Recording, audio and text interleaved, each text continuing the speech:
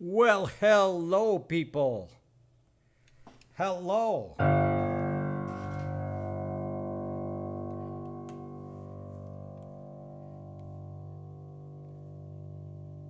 Let me just get the thing started here.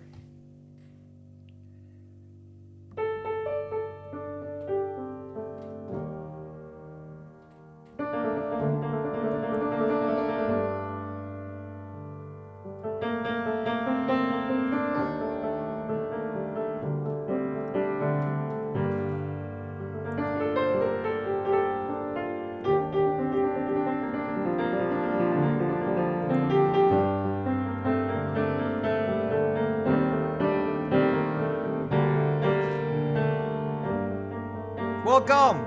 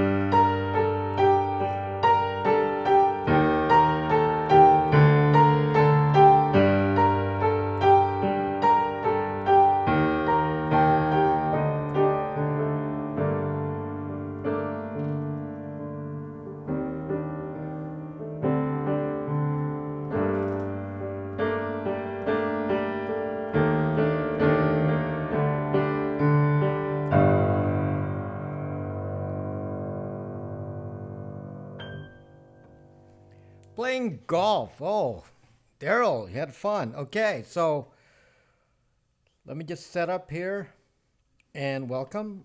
Just a little piano intro. I'm keeping it short so nobody complains. Because, if you didn't know, I'm a musician and I play a lot of music.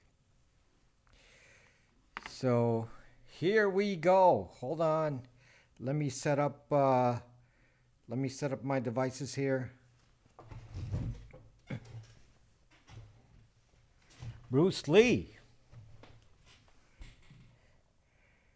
Setting up my devices and then we'll get right on to the topic at hand. PW Beauty, initials, Daryl, enlighten up. All of you are welcome. Entire Meyer, Bruce Lee, Twist Mint, Witty, Fure Lutzi. Who else did I miss? I guess that's just make sure you say hello, especially on YouTube.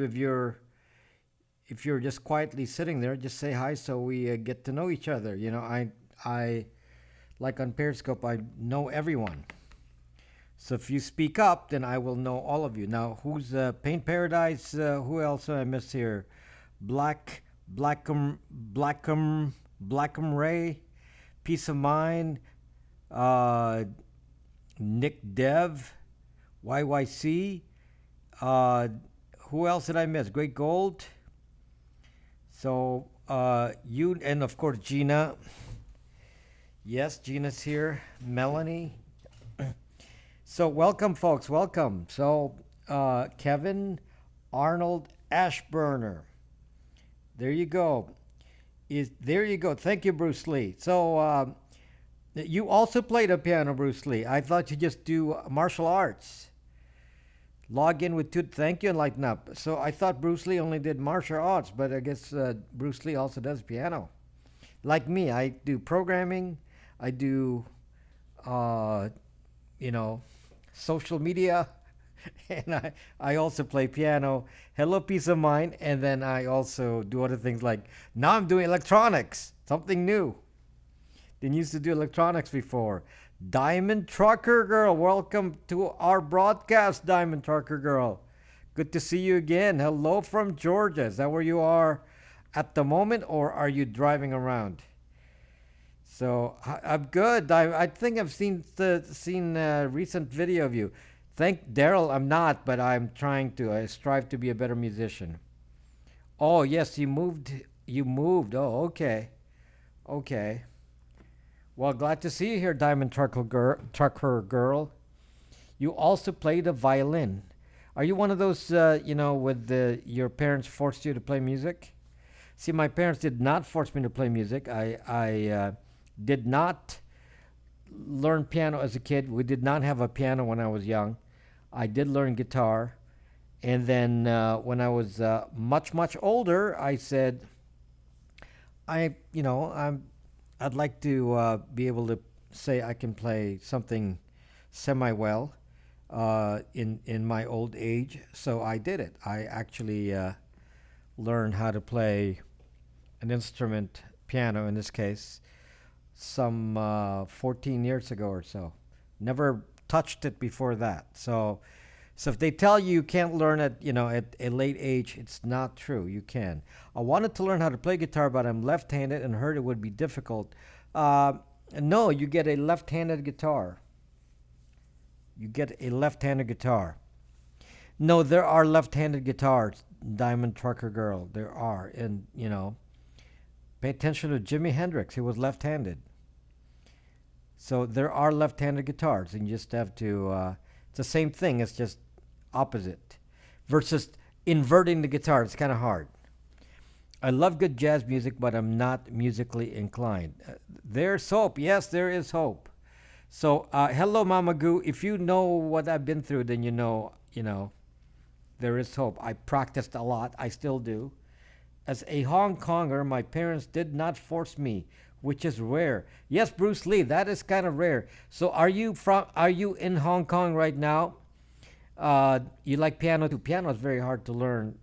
You know, you can learn the basics fairly easily, but to do anything like serious, it takes too much time. Guitar is a little easier, but the ear has exquisite taste.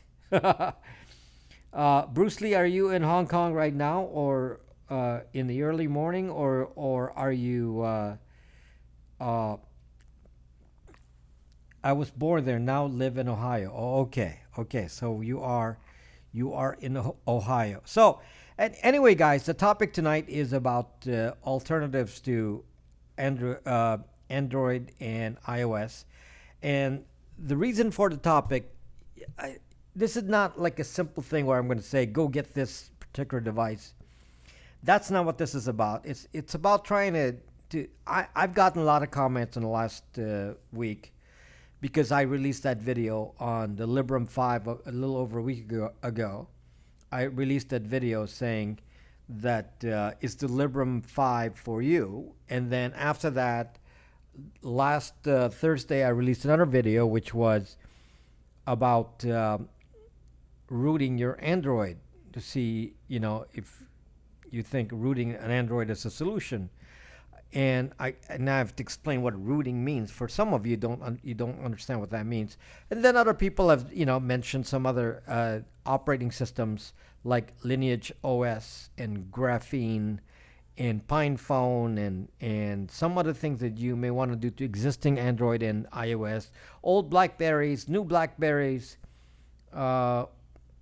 old Blackberries, medium old Blackberries, and all this. This is KaiOS. There's a lot of options, guys, and I think some people are getting confused with the story. And tonight, I am going to try to explain some of this because people are rushing into looking for a solution, and they're trying to come up with an answer now, and some of these answers may be incorrect, and that's why. That's the purpose of today's broadcast. You can ask me all of these questions. Wireless golf. So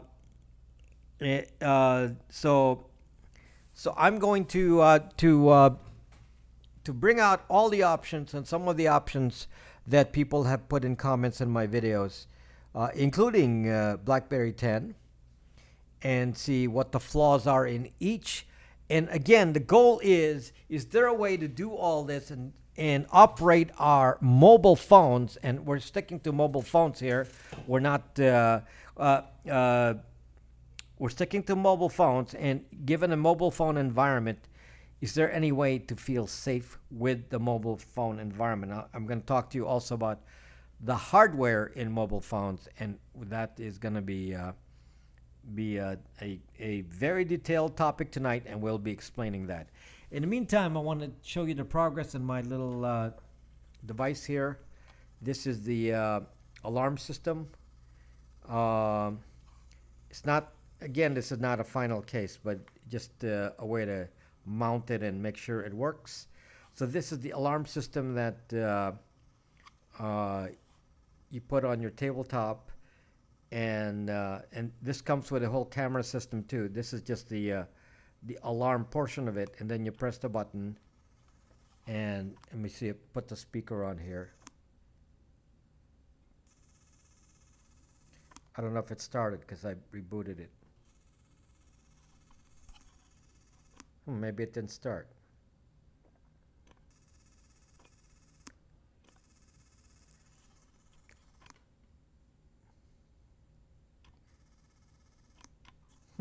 Maybe I have to reboot it because I was playing with it. Okay, I'm gonna reboot it now. But this is the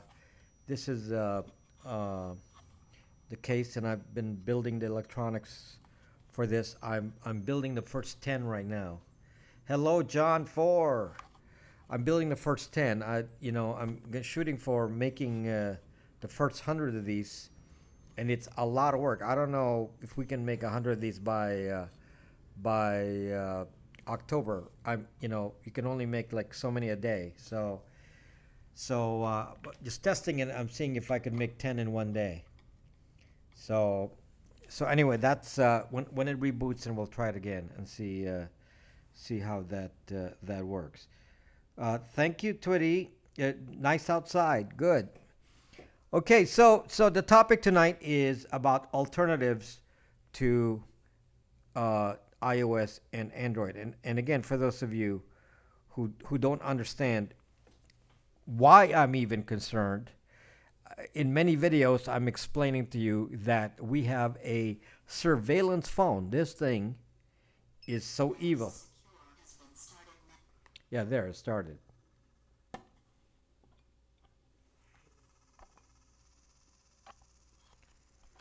Wonder. It comes with a little speaker. It's kind of like Amazon Echo, without the danger of Amazon Echo. So there, the alarm is active. So at one point while I move here, it's gonna trigger, I think, because it's not mounted correctly yet. I was just testing the case. So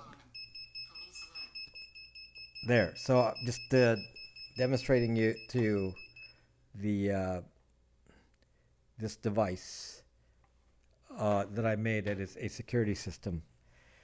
Maybe she was sleeping in. Who's sleeping in? So anyway, so the Android and iOS phones are ultra dangerous devices, and some of you are some of you don't actually care. Some of you are coming in here and say, well, I know they watch me, so what? Well, maybe you don't know the extent of how much it watches you. So one of the things that this phone does is it tracks your location constantly. I mean, within a few feet. So you drive, and it says, yes, you are so many feet away from your car. You haven't even told the phone your destination, and it says you are 10 minutes from your destination. It is silent. Yes, you can turn it silent. Yes, that is how it works. It is silent or as loud as you want because you put your own loudspeaker to it. Otherwise, it's silent. You can even silence the beeps and just go notification only, or you can even turn off the notification, or you can switch it to text mode instead of notification. If you want to receive text, it can do that as well. So this will be available in October. So all you have to do is press that red switch, and the alarm turns on. And you can actually set it so that once you turn it on, it never turns off, meaning it will loop. So if the alarm is set, then it will reset again and look for motion and send it to you all day. So you maybe you just leave it always on, and you get the notification that somebody opened your door, and since you're home, you said not a problem, and later on you say, oh, I'm not home, why did the door open? You're getting the notifications or the text, and it's not going to surprise you. So that's how that works. It's getting more sophisticated, and I told you it comes with a very sophisticated camera system as well, which is optional. So the outdoor camera is part of it, and well, not part of it, it's a different product. So you can, good for caregivers, yes. So it's a different, the camera system is different because it's outdoors. This is the indoor protection, and it operates via radar. So it looks for, it sends out radar, and if it sees motion, then it fires the alarm. So that's what that product is, and hopefully planning on making this a big thing over the holidays. So there it is, Brax Secure Net, and this is the alarm system. Brax Secure Net Alarm, and you can put multiple of that in your house. Is it true that Apple hire people to listen to people through their devices at home? Not Google did that, and Apple listens to you on Siri. Why do I need a Kickstarter? Paint Paradise is ready. Kickstarter is when you're trying to raise funding to do it. I self-funded it, and now it's ready to go. Okay, it's ready to go. So self-funded, don't need any more Kickstarter. We just need you to buy it. That's not good. Is that legal? Yes, of course it's legal. When you use your iOS, it says in the various conditions in there, this is what we do. This is how Siri operates. We store your voice. Alexa Echo, we store your voice, and we store it for X number of period, which they don't specify, which happens to be forever. Hello, Mr. Man, Mr. Saturday night, open Zucking, Mr. Man, Mr. Okay, so yes, the voice spying, the location spying on a Android and iOS cannot be turned off. There is no way to do it. Maybe if you put it in a Faraday bag, that would do it, but then you can't use your phone. So it kind of, we are all looking for alternatives. You go to some apps, on your phone, and they're tracking your location, even when your location permissions are off. An example of a permitted app that does this is Facebook. So if you're using a phone and you're using Facebook on here, just understand it doesn't matter what your location permissions are. Facebook will zuck you, and allowed by iOS and Android. So with the support of Android and iOS, Facebook says, well, we're going to override the location permission and track you using our own way, using Wi-Fi triangulation. There's some researchers have even tracked people using just a motion sensor. So there are many, many things that these devices are tracking, and they're pretty much things that you cannot turn off. How do you turn off the motion sensor? So these are things that are built into this, that and of course, you can actually have third parties load stuff on here that can turn on the microphone and the camera, and I mentioned that before and how you can do that. And again, people say, well, I have nothing to hide. Well, I'm glad you have nothing to hide, but I don't really care about you who have nothing to hide. I care about those who are normal, who believe that they deserve some privacy. If you're having a private conversation, do you really want Siri or Alexa Echo or any one of these programs to start accumulating your voice messages and sending them to headquarters so they can go send them to government agencies and whatever, or for their own purposes to analyze what you do? Do you like that? How about some of you who said, well, I don't really want any security product from this Rob Braxman guy. What is this nonsense here? It doesn't look like as nice as Ring. I want to use Ring. Ring, it looks cool because they have a nice case, and they put it on your doorbell and all that, and it's really nice. Now uh, well, they send those photos to Amazon. Ring is Amazon, and that's combined with it works with Alexa Echo, so it works with your Alexa Echo device. So now your voice and your photos are being sent to home base. This is not. I don't consider this a nice case, but at least it's functional. It's a functional case. It doesn't look like an Amazon Echo. It's just 3D printed. Is there a way to make voice over IP secure? We'll talk about that later when it comes to Librem 5. I believe that's the only way to do it. Not aware of any other way of doing it. So anyway, that's why without further ado, I'm gonna just say we are. I don't need to expand on this too much, but these devices are evil, pure evil.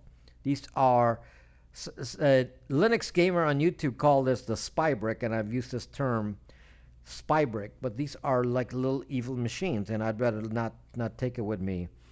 And Rain Chaos huge debite is Mr. Robot. Mr. Robot is down to his last season now, and they were like gone for years, and now they're gonna be back with the last season. It's like, zuck you, Mr. Robot. Zucking F Society, Mr. Robot. I have a Mr. Robot. So where's my Mr. Robot mask here somewhere? Can you access Echo data on your Amazon account? No, I can't. Why? No, I cannot access Amazon data on my Amazon account. You have to be Amazon to access the Echo data, which it's in various press reports. They actually do keep your voice. And I've told you that they do, but now they finally accept the fact that they do because it's in the license agreement that they do keep your voice. Okay, so now, given this, then what is the solution? And now we're going to talk about, why don't we add that to the list? A dog 83. Let's add that to the list. A dog here says, what about the black phone? Now, this is the black phone is actually you can't even buy a black phone. It's like it's you can't even order it anymore, and they said they're coming up with a new version, but the fact of the matter is the black phone is a zucking scam. So the black phone is basically your typical Android, and they're saying, well, the black phone is secure. Exactly why is the black phone secure? Because people don't actually study what makes a phone secure. They're not even near the kind of research being done by some of these companies, like mention some names here: Graphene and Librem and Purism. They're not even near the kind of research those companies have done. And the black phone basically offers voice over IP on your phone. And it said, well, I got secure voice over IP on my black phone. It's not really true. All they did was they put a VPN on the phone, which goes to the VPN server of black phone. So the first leg of your voice over IP is encrypted because of a VPN. It had nothing to do with anything they did on the phone itself. When it exits the VPN at black phone, it goes out on the open again as normal voice over IP that can be intercepted by three-letter agencies. So what did black phone actually do? They gave you a false promise. So black phone is nonsense. Only iSocialFit from Facebook recommends black phone. Don't even think about black phone. That is not my idea of a secure phone. So take that off the list. That's nonsense. And they must have realized that because they're not selling it. So it it was actually taken off the. You can't even buy it. They said, "Well, we have a new version coming. You can't buy the current black phone unless that changed." But a couple of months ago, you can buy it. Couldn't buy it even if you wanted to. So let's talk about the next phone on the list. The next phone on the list that you can use for privacy, something that I've talked about over and over here, and we're going to compare this device to some of the other solutions that are going to come up here. And that device is a Librem 5 from Purism, which is not yet out. I pre-ordered mine, some time ago, and it's not going to be. It's not it's not released yet, but we're waiting for it. What if I jailbreak my iPhone and modify it? We'll talk about jailbreaking or rooting a little later. Okay, after I talk about all that. But the answer is Zuck, no. It's just in general. Don't even waste your time with solutions that don't even make any sense. Okay. Salude, soy Sebastian. Hello, Sebastian. No soy chinito. No soy chinito. No soy chinito. What is that? Tested sending BTC via speaker and Mac on air gap machine to online machine. That's pretty cool. That's pretty cool. Okay, so back to the Librem 5. So the Librem 5 is a product that's not out yet, and we're all excited to see what that's all about. I certainly am not asking you to buy one. Let me test it first. Some of you already ordered one with me, but let me test it first and let's see how it works, because there's going to be some limitations with the Librem 5, and some of you may not like that. And so I want to make sure you understand, what you're getting into, and why Librem 5 is different. Some of the people are saying, well, what's a Librem 5? A Librem 5 is a Linux phone. It is neither iOS nor Android. It's based on Linux, and it comes with a user interface based on GNOME. GNOME is the GUI that you find on Linux. And yes, it is not pronounced GNOME like entire Myers GNOME. It is pronounced, strangely enough, it's pronounced GNOME. It's like Zuck that. Can't even pronounce a zucking thing. Yes, it's pronounced GNOME. So a Linux phone is basically a desktop computer with a touch screen the size of a phone. So the GNOME interface that you see on a desktop is identical to what you would find on a phone, plus device drivers. And there's a history to the pronunciation of GNOME, just like there's history to the pronunciation of GNU Linux. GNU Linux. Not the garden gnome. No, not the garden gnome. That's a gnome. This one is a GNOME, and then the equivalent on Linux is GNU. So it's like GNU. It's like Zuck. So don't think that I'm stupid and I don't know how to pronounce gnome. No, it's GNOME. Okay, don't say he doesn't even know how to say. It's a silent G. No, don't tell me that.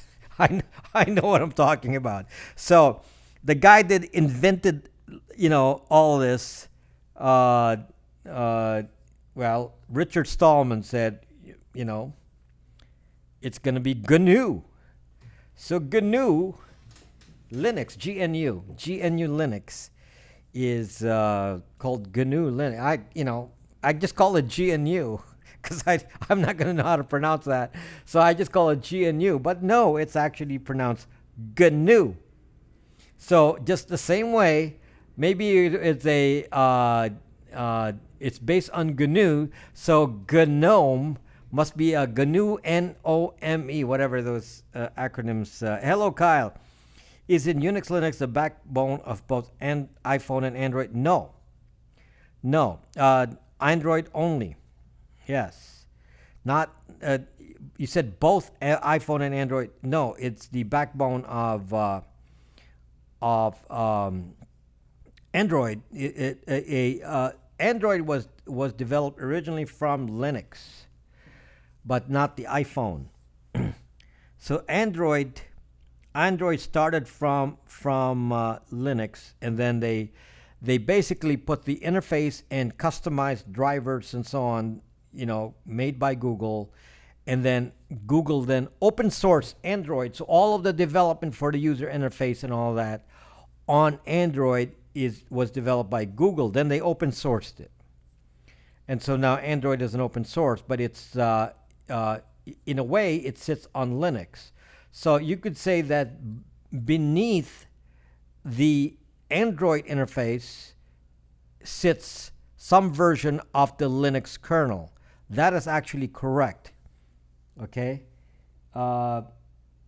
it's not GNU. It's GNU. It's GNU. What? What the fuck? It's not GNU. It's GNU. What does that mean? Gnite.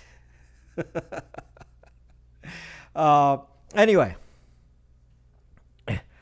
so yes, Android actually did come from. This is just some trivia that you may not know about. So originally, when Android was made, it said, okay, we're going to add some features to Linux and put it onto a form factor that's small, and then add device drivers specific to Android. So the device drivers and all that are made specifically by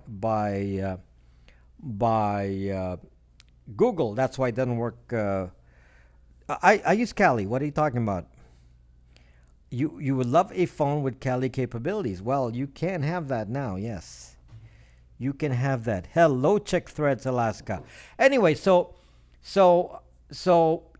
chances are that the original Android was based on GNU Linux. Yes, but it's been changed quite a bit. And some of you are actually telling me, oh, can you program in some sort of any language that you care to use on Linux for Android? The answer is no. Android has a whole ecosystem of libraries, and the way that Android functions, the libraries are all based on Java. So the only way to write apps for Android is to write them in Java. Okay, so just make sure we understand that. So you do not write in any other Linux kind of version. You write it in Java. Now, if you're an iPhone, you used to write it in Objective-C was the original language used on Apple iOS, and then they changed that recently to whatever it is. I forget. Mind blank here. But you know what I'm talking about. So they made a new one, and so you can use Objective-C or you can switch to the new one. So Brax works for Librem phone naturally because it's a web app. What do you think about Red Hat and IBM teaming up? Let's not, I'm not here talking about all the different issues with Linux.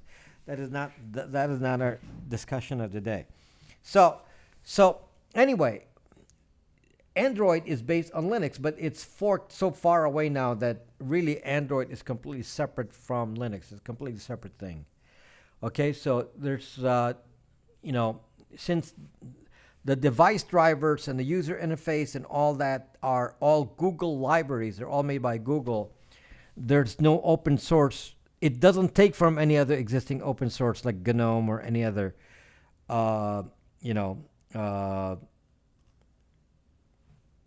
GUI. It doesn't take from any other GUI now, so it's really by itself. So because of that, you have to also think that Android has a lot of Google in there. So the Google services are built in, the login to Google, your Google account, all of that is built in the Android. Now, the thing about the Android operating system that you have to understand is on top of Linux, they started to and there's firmware in any phone, and all that is working with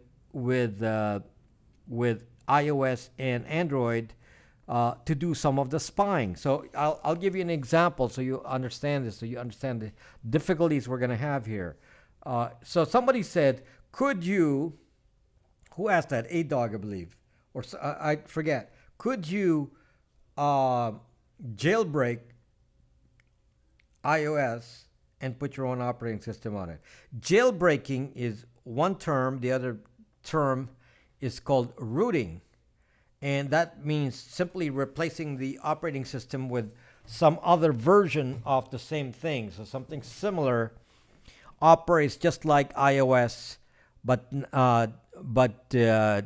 minus some restrictions. Operates pretty much like iOS. It's like an iOS system for the most part. And on Android, do you have a Android-based kind of operating system that you can use to root your device or jailbreak it, or whatever term you want to use, and replace it with some other version of Android that's similar to Android but has some things changed. Now, the thing is that some of the features that are used for spying are actually on the hardware. So on Apple, the Wi-Fi triangulation thing I've been talking about as far as how it tracks your location, that was developed by Skyhook. So Skyhook was the company that developed the technique for Wi-Fi triangulation that is used on an iPhone. And the logic for doing Wi-Fi triangulation, promiscuous mode, sensing the MAC addresses of Wi-Fi around you, and signal strength, and listing all the networks that it can discover on RF, all of that is actually built into the chip, the Broadcom chip. So the Wi-Fi chip itself has it. It's in the Wi-Fi chip, and it was done by Skyhook and integrated into it by Broadcom, and it is in every zucking iPhone. It is in every zucking iPhone. Now, I don't know where the firmware is or where the software is of the equivalent for Android. I actually don't know where it's located. Is it on the chip? Is it on the same Wi-Fi chip? Do they use the same Broadcom chip? Or because Google had its own version of Wi-Fi triangulation. It's kind of the same thing, but just slightly different format. And Google is what's in fact first to invent Wi-Fi triangulation. So I actually don't know where it is. All I know is it's built into every Android phone. And Android phones do something called Wi-Fi scanning, which is, it looks for Wi-Fi routers around you, looks at the MAC addresses and say, you're near such and such MAC address, and that MAC address is over here at this location.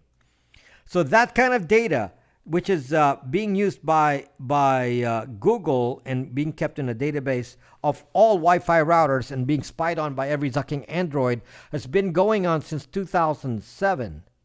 So this is, or maybe even before that. So mostly all of these spying stuff occurred around 2007, about the same time that Facebook became popular, and the same time that Snapchat and all these things got started. Because of the fact that the spying for, in this case, location, is built into the zucking hardware, you can answer your own question now. What happens if you load another version of Android? Let's ask that question now and see if you're smarter. What happens if you load another version of iOS? I hope you understand the answer. Because the spyware is in the hardware, how the zuck is it going to make any zucking difference? What difference is it going to make if it's in the hardware? And if you don't change the fact that the reporting, and this data is being reported, that you can take out, the reporting side, because the data is being reported to Apple and iOS, and you can say, well, we can cut the code down so it's not reported, but Facebook took advantage of it by taking the exact same data from the hardware and taking the data directly from the chip and using it for their own Wi-Fi triangulation. So even if you took out the code, that pertains to Apple and iOS, any app can utilize the hardware because it's in the sucking operating system to allow you to access the peripherals and the firmware and device drivers and so on. You have access to it. So if you run a native app, you have access to everything on the device. This is the problem that Librem wanted to solve. What Librem said is we have to solve this in a couple of ways. We have to solve it on the hardware side. So one of the ways that this was done in Librem, which is kind of different, is they said we will put some separation between the hardware and the software. So this is something that's unique with Librem 5 that is not true of any other phone. In last week's broadcast, I told you how you can be spied on using Stingray, and this spying on the baseband, carrier baseband chip that's on your phone. The carrier baseband is the cell chip. It's a cell chip. Hold on, a question here. Hold on, 88th bus stop. You asked so many questions, and I missed it. Hold on, let me just make sure I'm not missing it. There's only one way to find out. First, you have to find its location, the real-life encrypted location. Some say it's a myth. Why can't they call it Superman Prison Break? There's nowhere even near like a jail, more like a Supermax. Do you think Kali Linux mirrors can be compromised? Could updates be hijacked? That's easy. You just take the hash. Check the hash. So yes, it can be, but that's why you check the hash. Zucked up bloodsuckers. They are vampires. Nothing. Okay, so chips are under skin. Don't confuse Librem with purism. Okay. So now, so the Librem 5, the hardware on the Librem 5 is a little bit different. So the baseband chip is let's talk about the baseband. I talked about the Wi-Fi and the Wi-Fi spying based on the Broadcom chip, which has the code for spying locations created by Skyhook. Okay? So Skyhook made that. It's embedded into Broadcom chips. So the firmware for that cannot be changed. If you have a Wi-Fi from Broadcom, then all of that will be in there. So that's in there. Now, what about the baseband? So the baseband, as I explained last week, is made up of the phone portion, which has firmware to allow your phone to connect LTE, 3G, whatever, to your carrier, UMTS, whatever the protocol is, 4G, there's no 5G yet, but any of those.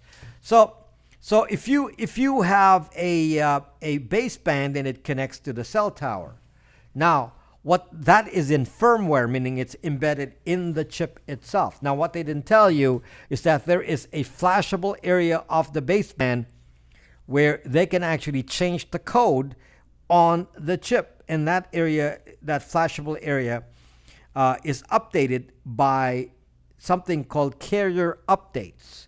So on your phone, if you get close to a spying device, you will see an indicator on your phone that says carrier update, yes or no. And if you say yes, you just uploaded new code from your carrier. And the new code from your carrier is basically, you don't see it, you don't know what it is, there's no way to undo it, and you're basically zucked.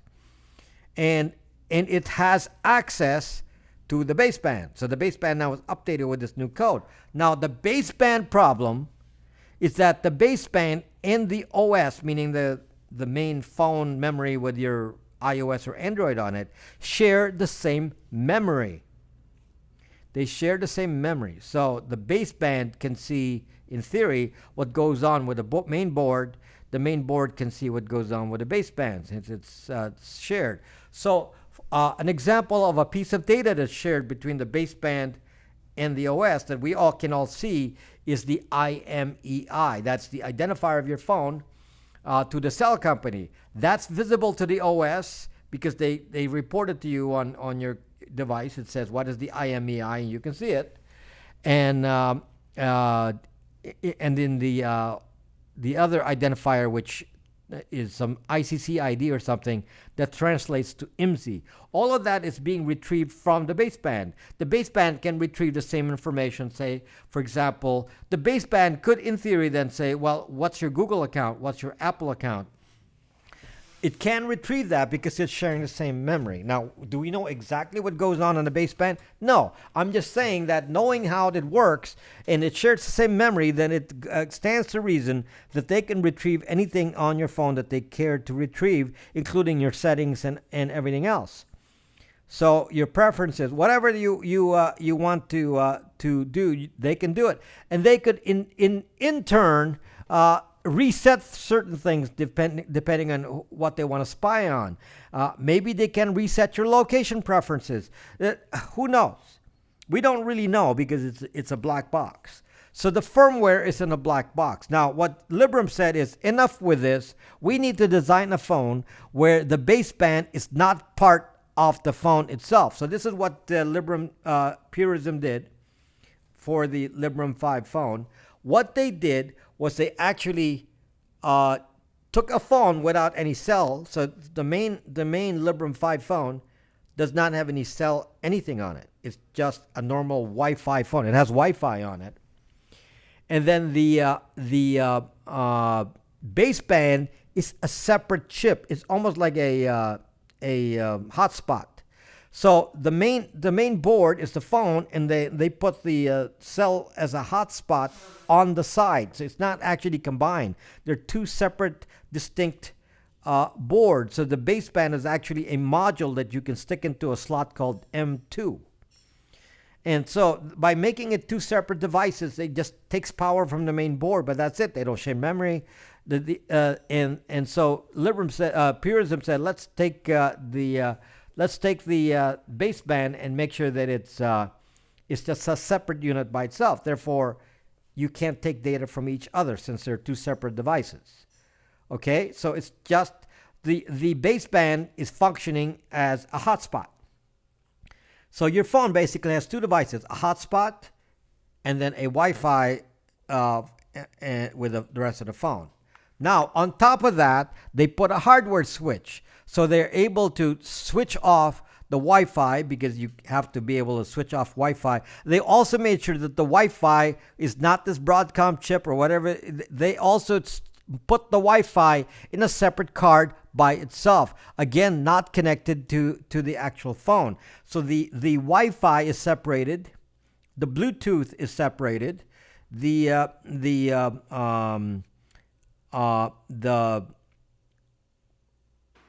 baseband is separated, and then they hardwired it so that the camera and microphone are also controlled by the same ducking switches. So what is different with the Librem 5 phone? It is the only device. It's the only device that I am aware of that actually took these precautions to split off the pieces of hardware that could have firmware that could spy on you. It's the only device. At the moment, there are no others. I just want to make it clear. So if you're going to say you're going to choose a PinePhone, or you're going to choose a Android running GrapheneOS, or Android running LineageOS, or whatever you're going to run, or KaiOS, you have to understand what you're saying. You're saying that you acknowledge that you are not going to care about the hardware. So the only phone at all that has any attempts to modify the hardware has been Purism with the Librem 5. Now, Librem 5 also did the same thing with computers. They've separated the Intel chip to make sure that they disable the AMT, or Intel Management Engine, from it. So they made some circuitry changes to make sure that the AMT is completely disabled. That is actually being done by two companies. That's Purism, and the other one is System 76. So they're both doing the same thing, which is disabling the AMT, IME, Intel Management Engine I was talking about yesterday. Now, let's go back to phones again. So, with this information, let's now get down to specifics. I want to make sure you understand the baseline, though. The baseline is that only a Librem 5 has the hardware switches and hardware separated from the rest of the phone, and it's unique enough that I said I want to have that, so I pre-ordered myself, and at the very least, it's a desktop PC running Linux. So even if I don't use it as a phone, I can plug a monitor, keyboard, and it's a computer. So some of you will say $699 for a phone. That's kind of expensive, and I'm going to say it's a computer. I'm willing to spend $699 for a computer. It's a PC. That's what it is. It's just a small form factor. Plug in a big monitor, and it's a normal PC. So no loss to me if I don't ever use it again. How much RAM? I believe you can. The standard RAM is 3 gigabytes on the Librem 5, and then you can add storage up to 2 terabytes. You can add up to 2 terabytes of storage. That's on a little phone. Not bad. On a little phone. It only has 3 gigabytes of memory, which should be fine. It's a Linux machine, so it's much more efficient when it comes to memory. I had one pre-ordered. I just can't see myself paying that much for the phone. It's nice. I'm on board for V2, but I'm not as experienced on Linux as I may need to be if things go wrong with it. Yes, I am not telling you to get it. I'm not telling you to get it. I will get it. Let me do a review, and yeah, if you know how Linux works, there's not gonna be any loss to you. Yes, it has a camera. It has everything. Motion sensor, GPS. It's all built in, except there's a hardware switch. Yeah, so the camera is, I believe it's 13 megapixel on the one side, and then I believe 8 megapixel on the other side, something like that. I can't remember. Shanghai, hello Shanghai. Okay, so it's pretty good, pretty good specs as far as the camera. Thank you, Monica. Hello, Monica. Yes, I think I saw you just subscribed today. Yes, I remember your name, and I was at dinner, and I remember seeing a subscription notification from you. So thank you for coming in. So anyway, the Librem 5 is very unique. So now some of you will say, well, how does it compare to a PinePhone? I think we already know the answer to this, okay, without even getting into privacy specific changes being done on the Librem 5. The question now is, let's say that the PinePhone has the same privacy changes on the OS side. What is the difference between a PinePhone, which is cheap at $149, versus the Librem 5? Both are not released yet, but they're planning on a release price of $149 for the PinePhone versus $699 for the Librem 5. So now you compare these two. What's the difference? Well, the difference is the PinePhone is a Linux phone, so to me it's like a Raspberry Pi. The PinePhone has no hardware privacy features whatsoever. It's just a standard, kind of like a Raspberry Pi. It has a slower chip like a Raspberry Pi. I think it has a $5 processor on it. So it's not going to be as fast as the Librem 5, which has more up to date specs.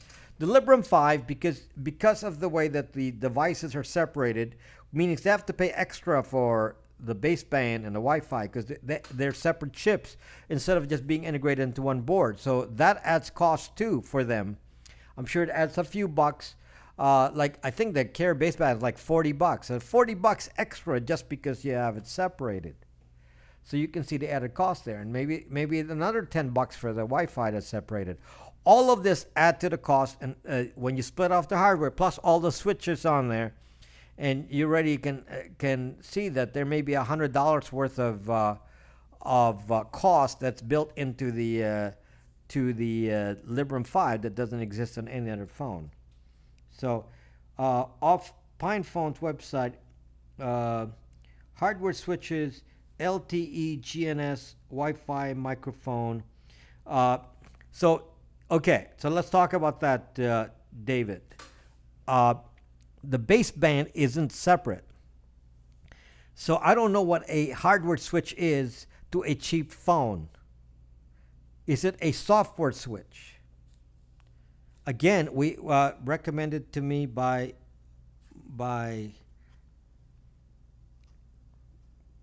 Marfy. Marfy. Okay. So anyway, I did not read anything on PinePhone that suggests that they actually separated the hardware itself. So, so, so no. I'm going to talk about another one that's of interest, which is Graphene. Graphene is a very interesting operating system. So we're going to talk about that, and you need to all follow this Graphene thing. It's a variation on Android, and somebody it's new. In fact, they only started in their new configuration last April, so it's pretty new. And the hardware switches is why I'm ordering one. The hardware switches to what? The PinePhone or the Librem 5? I just want to make sure you understand. It is not just the hardware switch to the Librem 5. The Librem 5 has the hardware switch, but they actually have separate components for the baseband, for the Wi-Fi, Bluetooth. They're separate components, so they don't share memory. So it's not just that there's a hardware switch, but they're separate components. So that it's the only device. It's the only device that I know of that is doing that. If there's some other device that is using separate components, I'd like to know who they are. But at the moment, I'm only aware. I'm only aware of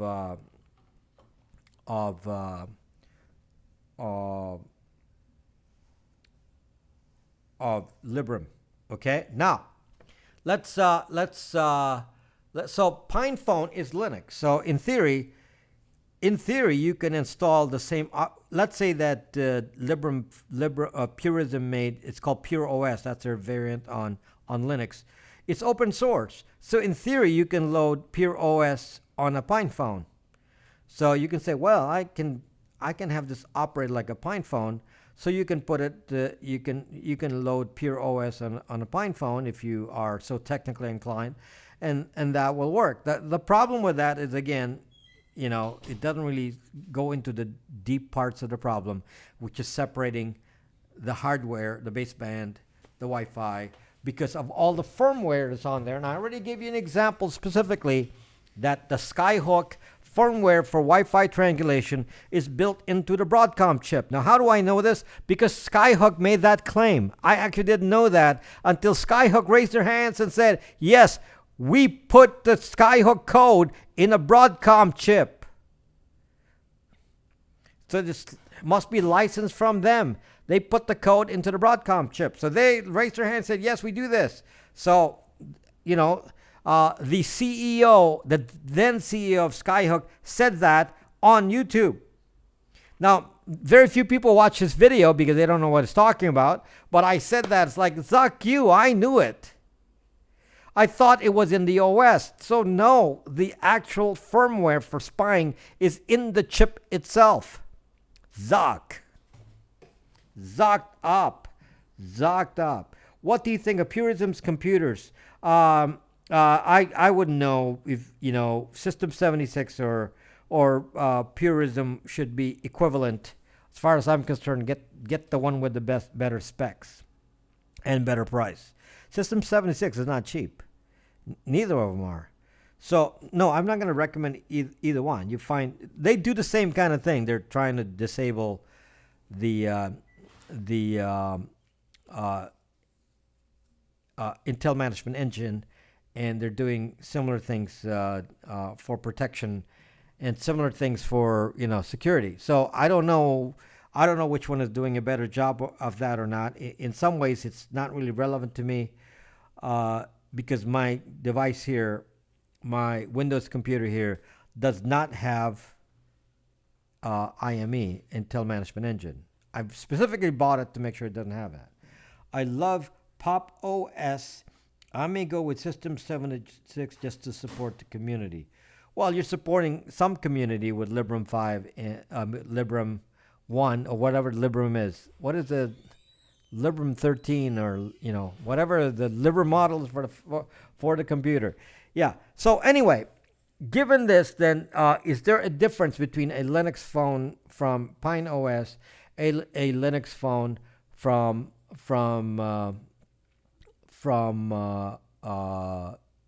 Purism? And the answer is, in theory, they could be interchangeable. So I wouldn't worry about it from the OS point of view. From the OS point of view, it's interchangeable. They actually designed it so you can run any GUI you want on it. You can even change if you want to run Ubuntu on Librem or some other flavor of Unix that you want. You can do so, and that's okay. And I that's not where they distinguish themselves. They distinguish themselves by blocking the firmware.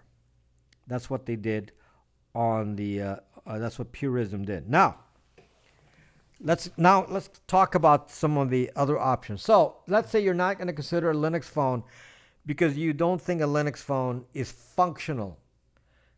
Now, I just did a video about rooting an Android phone.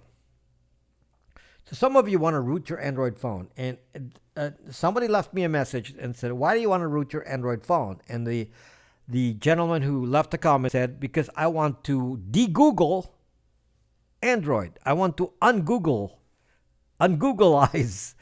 de-Google, delete Google from Android." And as my video says, and you go watch the video so you can see that rooting Android video to remove Google. And the answer is, it doesn't work. How are you going to remove Google from an Android? Google is Android. Android is Google. And in order for you to do that, you have to make a decision that you're not going to run any apps from Google. Now, Google does not let you not run apps if you have a standard Android. So you have to use a custom, that's right. You have to use a custom Android. And an example given of a custom Android, I'll talk about two of them right now. Okay. One is a very popular one called LineageOS. So LineageOS is had a different name, Cyanogen before, Cyanogen mod, and then that project got ended, and they repackaged it and come up with a new project now with new people, moving the same source code forward and based on latest versions of Android.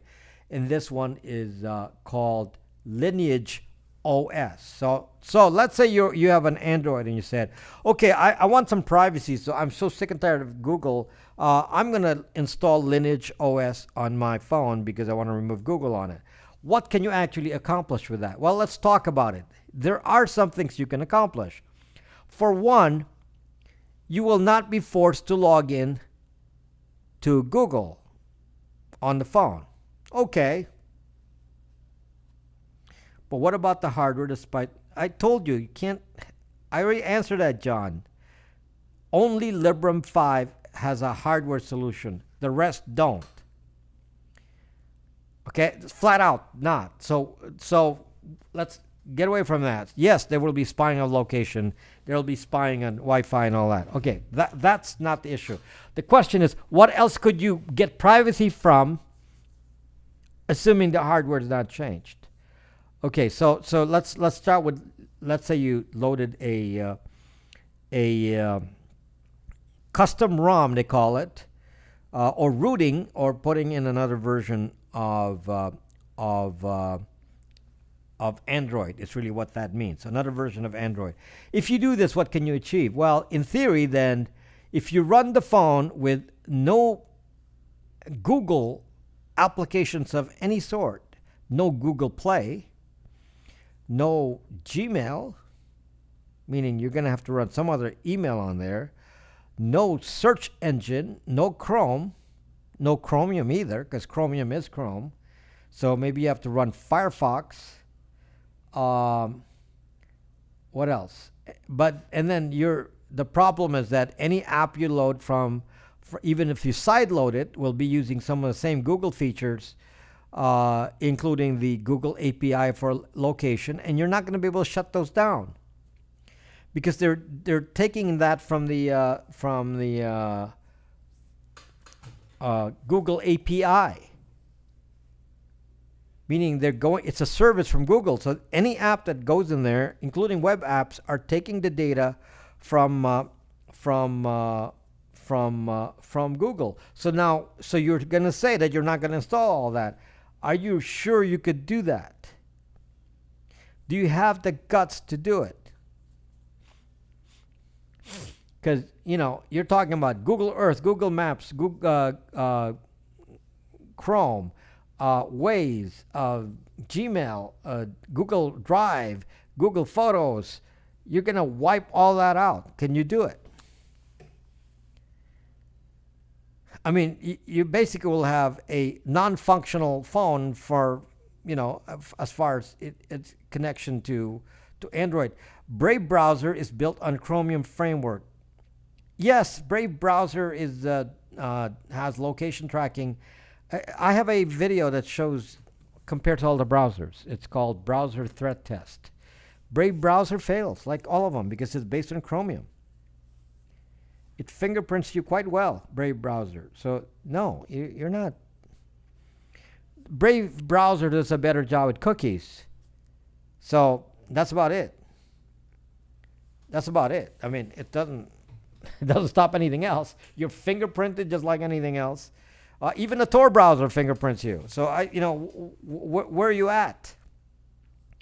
So anyway, Brave has not true, Cosmic Solstice. That's a zucking lie.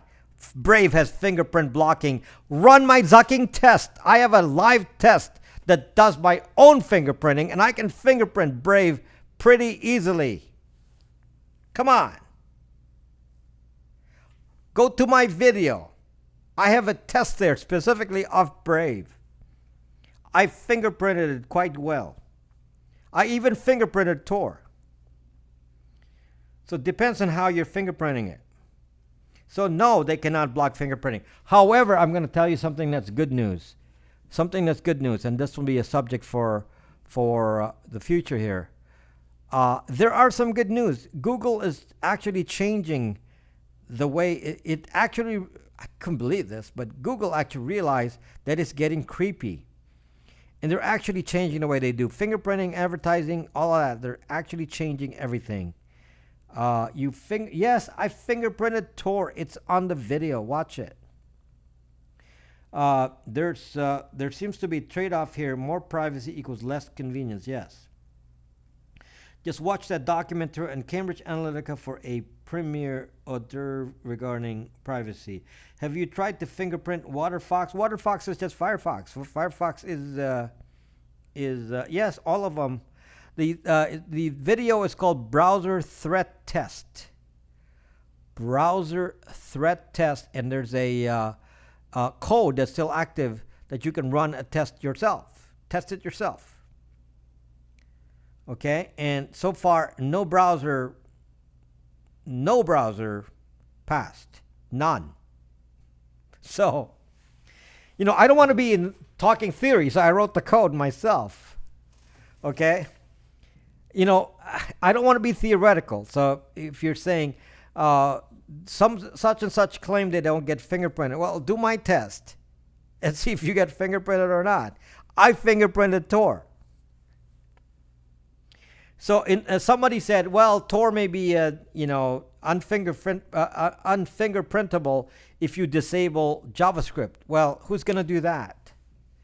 Because that's not you've used it. Twitter's used it. So look at the conclusions that I made, but don't trust my conclusions. Run the test yourself. The code is there. I did the test on Tor, and Rob is right. Yes. So Bruce Lee. Yes. So I. Come on, guys. I'm the hacker guy here. I'm the hacker guy. I'm telling you that I can fingerprint you on all of those, including Tor. Yes, fingerprint blocking they're making bigger changes than that. So they announced that they're. I don't know how long it'll take them to do this. They announced it in April or so. Uh, the changes are going to be big. They're going to be big. It's going to change the whole AdSense, and all the Google tracking will disappear. They basically are going to compartmentalize your behavior in a non-individual way, and we'll talk about that later. But it's awesome. It's actually something that Zuck does not have the intelligence to go figure out.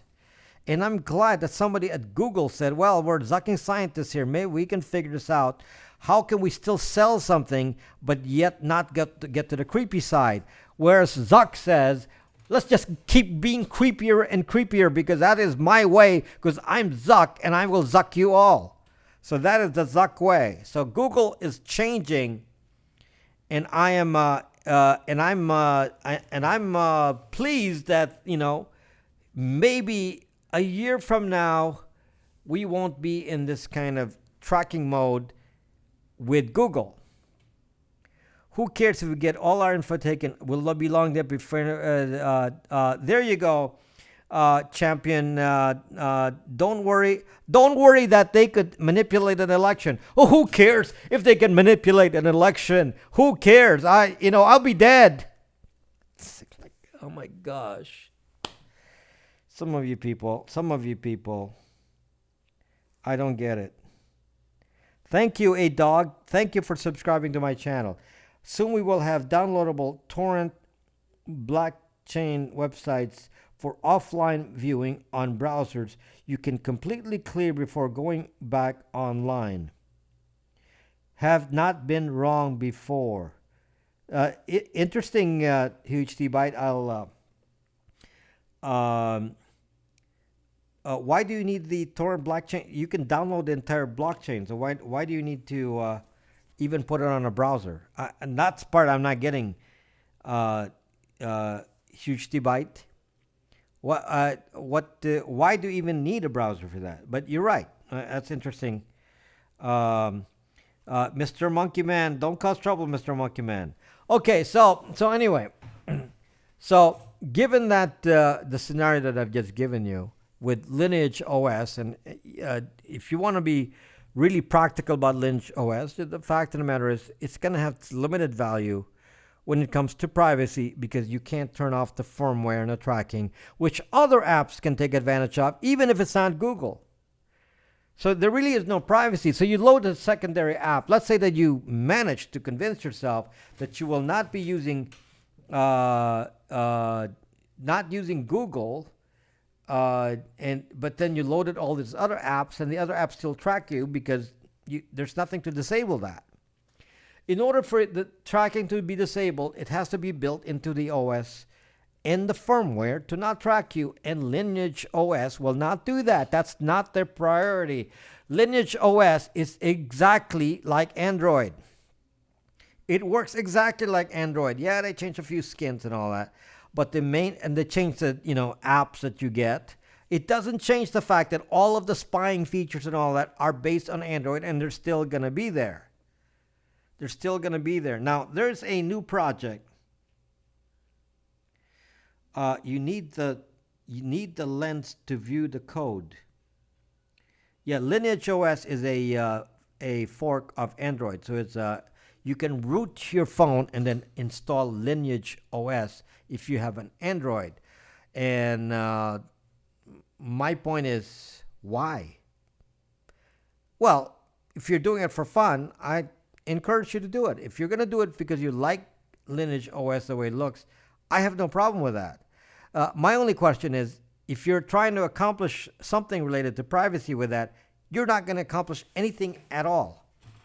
Or if maybe 1%, not much, the spying will continue. And so for that reason, there really isn't a privacy reason for using LineageOS. Although there are other reasons for loading LineageOS for fun reasons. If you want to do it for fun, you can certainly do so. Just don't come to me and say, I'm secure now because I have LineageOS. No, nothing happened.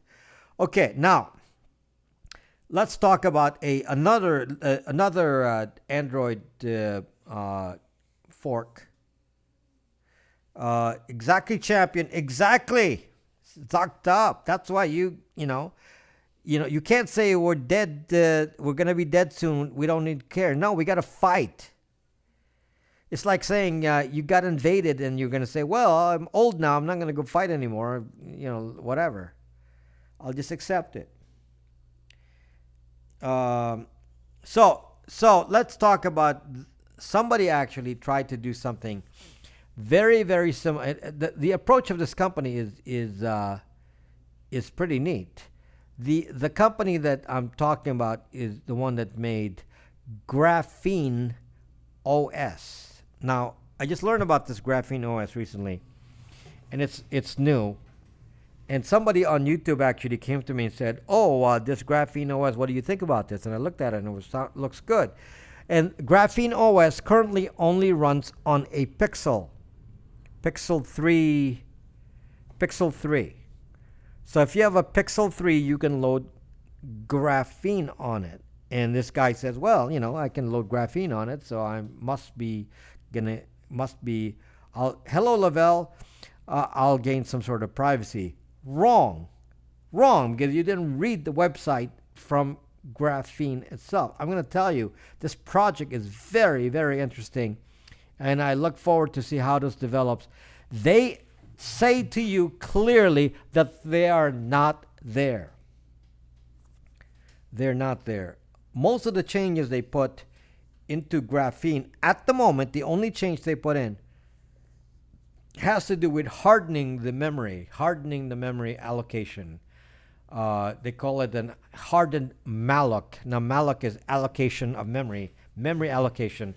It's a C function. People who know how to program in C use malloc. So they changed the code for malloc, and they have an open source way of tracking how you have memory, and they've hardened it from somebody spying on you based on the memory. So it's more of a cybersecurity feature. So that's one of their claims to fame is malloc. So they put that into this first version. However, they said clearly, and I want to make sure this is very clear, they said clearly that the spying occurs on the firmware of the hardware. They acknowledge the same thing that Librem 5 has acknowledged. Graphene says we are a privacy and cybersecurity project, but we acknowledge that the spying occurs at the firmware level, meaning the code that's in the hardware, meaning you can't change that. It's the OS. The OS doesn't have any influence on that. So, given this, what is the solution in the long run for Graphene? Because Graphene is not going to be in the hardware business. Graphene isn't going to make a phone. How are they going to solve this problem with the hardware? So they actually figured out a way, and it's interesting if they can do this. They're not nowhere near, they may be years away. They may be years away, but this is what they're going to do. Their intent, at least in the first stage, they want to run Android, the real Android. They want to run Android as a virtual machine on the phone. Let me repeat that. They want to run Android as a virtual machine. So it'll run just like normal Android. So Graphene will have a Android-like, facility, and it will look like to the OS. It will run like Android. However, when the firmware wants to interact with the OS, it can't interact directly with the OS because it's just a machine. It's just a virtual machine, so there's no direct contact with the OS running the Android. So this is their first level. They said, we're going to do it like this. So they're basically putting a software block between the operating system and the hardware. So they're putting in they're going to remove Linux from Android. They said, we don't want to use Linux on Android. We're going to put our own, they call it a microkernel. they're going to remove the Linux part of it, put their own code in there, which has the blocks to prevent the firmware from doing things like accessing memory and all that. They're going to put that in the firmware. So they're basically going to do the block by software. You can do that. Virtual machine concept, that's exactly how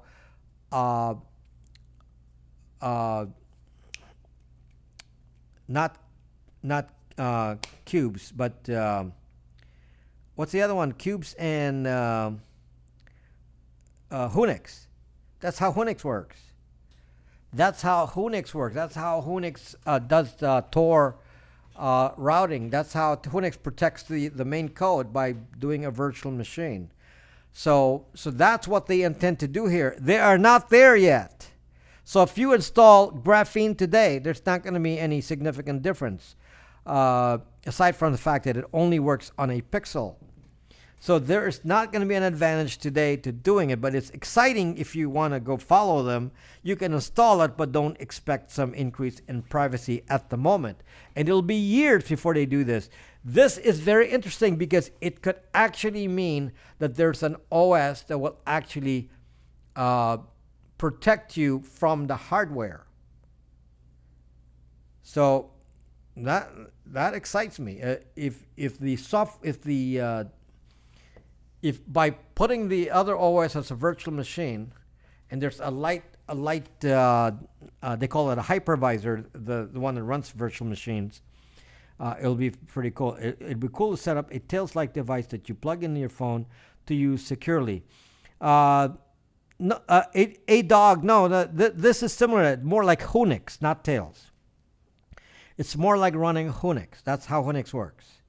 So if you don't know how Unix works, you install virtual machines on your computer, and you operate within the Unix virtual machines. And if you're inside the virtual machine, then you're insulated from the hardware.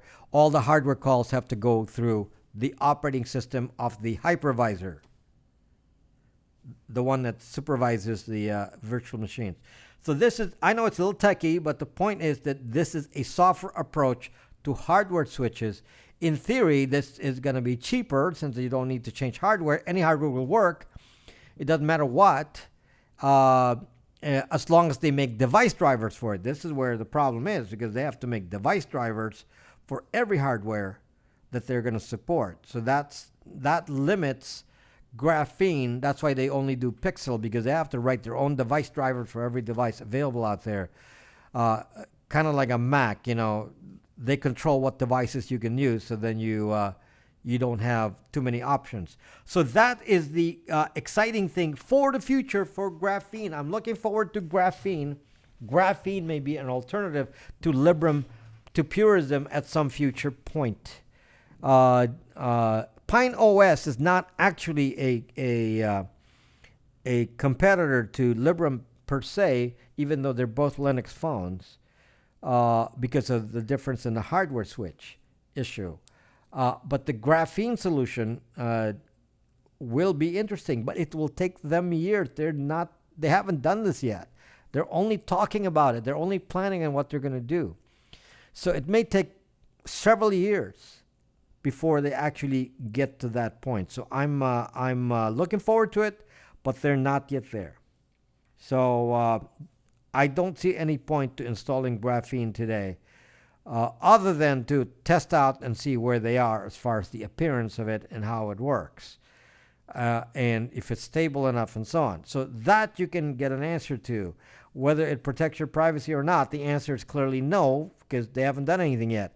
They said they haven't done anything yet. In fact, the prior project from which Graphene evolves from has done more, and they said on their website, they said, we have not yet included all the changes from the prior project into Graphene. They've said that. It's not even there yet. So some of the privacy changes they may put in there are not yet there. So in essence, let me again repeat what I'm talking about with the hardware. And again, let's be specific. If I want to track you on your phone, because I'm I'm an app and I want to track your location. Simply saying that you're not going to use Google on your device doesn't stop all of the other apps from tracking you, even though they're not made by Google, because the tracking is built into the hardware. Therefore, another app that's not Google will track you. I'll give you a specific example here, which is the Weather Channel. The Weather Channel is owned by IBM. The Weather Channel is notorious for being the one doing the tracking of locations and selling your location data. The Weather Channel and many other apps are doing this, numbering in the thousands of apps in the store. So if you install anything on your device, then someone is still selling your location, especially if it has ads on it. That's right, Cosmic. So we are stuck with that. So the answer is it possible to have a good privacy without good security? In essence, the Librem 5 is not a hardened phone. And let me deviate to that since you asked the question. The Librem 5 does not have the features that an iPhone does. I mentioned this before, but one of the features, for example, that you can find on an iPhone is the secure enclave. So the iPhone has a security processor on it called the A7 chip. Last time I said A6 chip. I didn't know what the number was, A something. Anyway, it's called an A7 chip. It's a processor that manages the secure enclave. And what it is the encryption routines and all that are kept in flash memory and auto-generated by the device and keeping all the data into this area, an encrypted area called the secure enclave. Now, the secure enclave is in a separate chip, so the operating system doesn't directly interact with it. So I'm sure Apple has a way to interact with it, but they will not tell us. But the thing is that the idea is that if you don't have your proper code, your login code to your phone, then you won't be able to log into your to see what's on the phone because it's encrypted, and the encryption code is in the secure enclave. In Librem 5 doesn't have that. Let me get into that later. Twitty, because the Zen project is the hypervisor. So the Librem 5 doesn't have these fancy things like A7 coprocessor handling a secure enclave. So if you're going to compare a Librem 5 to a iPhone, if somebody steals your phone, can they grab the data from your Librem 5 versus an iPhone? And the answer is yes, somebody could probably hack your password, given enough time on the Librem 5, whereas, it'll be pretty much impossible on the iPhone. So given that, then you can say, then that is the cybersecurity part of this. So from a cybersecure point of view, the iPhone and the Android are going to be more cybersecure because they have more of these advanced features. But to me, what is the point of having a secure phone when third parties are reading my data anyway? So for my own sense of priorities, I don't really put a lot of data on my phone. I don't put a lot of data on my phone. It's not something. I'm not going to put my life secret stuff on my phone. I'm going to offload that someplace else. So I just want my phone to function. I am not as concerned as some people are about device security. Like, for example, if I'm going to go travel abroad, I'm going to have an empty phone. I don't want any data on there. So, no passcode, no nothing. Just go look at it. I don't really care. No apps, no nothing. That's the way you should travel. And that's the way that I consider a phone. So to me, it's not important to have all these fancy secure enclave and all that on the phone because that's not how I use it. I don't do any contacts. I don't really care. Use another device for that. So no, I don't do much on my phone. So no, I try to limit what I do on the phone because I understand the risk with that. So only pin security Librem, maybe you could write a secure app for. No, the security that's done on a iPhone is done by a chip. So the data is actually encrypted on the device itself. Well, that's not going to happen on a Linux phone because it's just Linux. So whatever encryption is built in is whatever encryption you can find with a standard Linux. There's not going to be anything outside. If you can encrypt on Linux, you can encrypt on a Librem phone. That's it. There's nothing special. There's not going to be a coprocessor and some of this stuff. So no, that is going to be the limitation. I understand that. That doesn't bother me because what is the point of having a secure phone when Apple and Google and 10 million other apps are stealing my data anyway? I mean, my priorities are a little bit different. Okay, I mean, if I'm going to get abused by, all of these companies stealing my data, then I'm not sure what the point is of having all the security, because it's secure for who? It may be secure for Apple, but it's not secure for me. Therefore, it's useless. So this zucking iPhone here doesn't do me any zucking good. If they're stealing my data anyway, what is the point of giving me all this advanced security on this? They can spy on that too. So anyway, that's. I just want to make sure that we're clear on why cybersecurity on a phone is not the same as privacy, because to me the privacy is a bigger problem. So some of you are saying, well, it doesn't have fingerprint sensors on it and all that, so I don't like that on a Librem 5. It's kind of outdated with all the modern stuff, and it's like, fuck that. I don't consider like Face ID particularly advanced. I mean, why do I need fucking Face ID? Actually, the fingerprint was pretty good. Why do I need Face ID? Could they put fingerprint login on there? Yes, they could. I know Magameme. We're locked in, so I want to support those who want to unlock us. I want to support those who unlock us. Now, going back to and I'll get to your thing, Twitty. Going back to solutions for Android and iOS. Obviously, one of the solutions that doesn't require any special thing to do is to use an old phone, and I don't mean a flip phone. I'm talking about an old BlackBerry. Now, I want to make this clear. BlackBerry 10 apparently is based on Android. BlackBerry 10 is based on Android, so I'm going to remove my support for BlackBerry 10. That means Passport, Z30, and some of these other newer versions of touch version BlackBerries. So I'm going to remove my support for touch version BlackBerries, and they'll stick to the ones with a little keypad on there, like the BlackBerry Bold, because those ones with touch on it are based on Android, and those Androids suck. So I still, why do you miss your BlackBerry? I bought one. I have a BlackBerry. I have a BlackBerry Bold 9900. So it has no trackers on it, so I can text. I don't need to be tracked.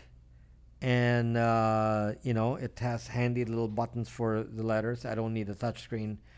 It has a touch screen, but I don't need to. I only look semi-cool, according to Monkey Man. Okay, I'm going to look semi-cool for you. Okay. So, anyway, that obviously is the inexpensive option. We can't live without our ducking Android and iOS. So, all I'm saying is, maybe you leave it home. Maybe you leave it home, and when you're on the go, you travel with a BlackBerry, and then when you're home, you can go play with your ducking iPads and iPhones and Android tablets and whatever else, and you don't need to worry about them tracking you because they already know where you live anyway. It doesn't have emojis. Yes, good.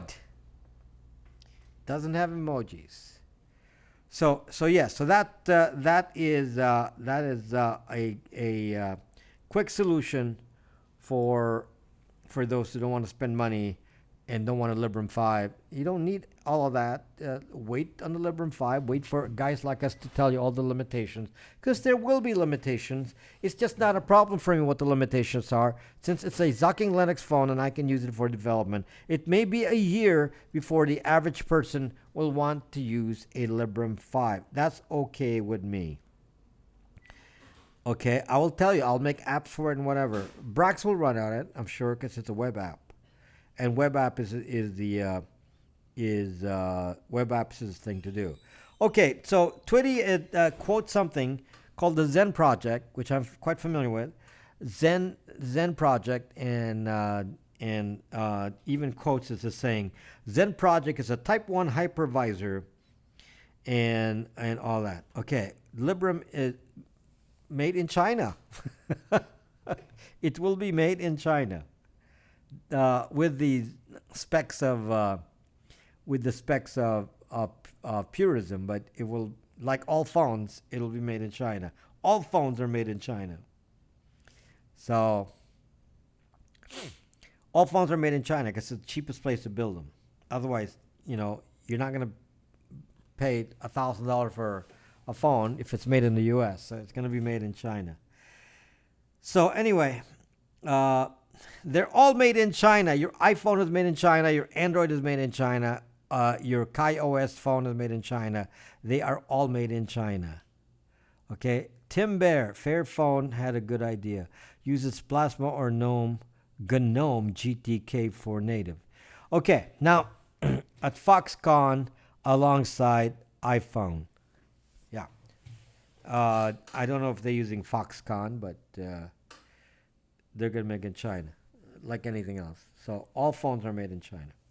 Anyway, whether you like it or not, that's the way it is today. I'd rather not be made in China, but it is. So not something... a lot of electronics are not made in China. So you can't really buy anything from Amazon that's not made in China because they're all made in China. So whether you like it or not, why aren't Americans building the same, raw materials for chips and all that? Why are they all being made in China? I don't know. So, cheap labor, I guess. Apple and Google supposedly reopening production facilities in Vietnam. Okay. Makes sense. But the parts are still being made in China. So until that changes, then what do we do? So the actual raw materials are still being made in China. So, maybe they'll assemble it in Vietnam, but, the parts are being made in China. So all of this trade war stuff is going to just obscure all that. So you have a Trump for 2020 pin made in Mexico. At least it's not made in China.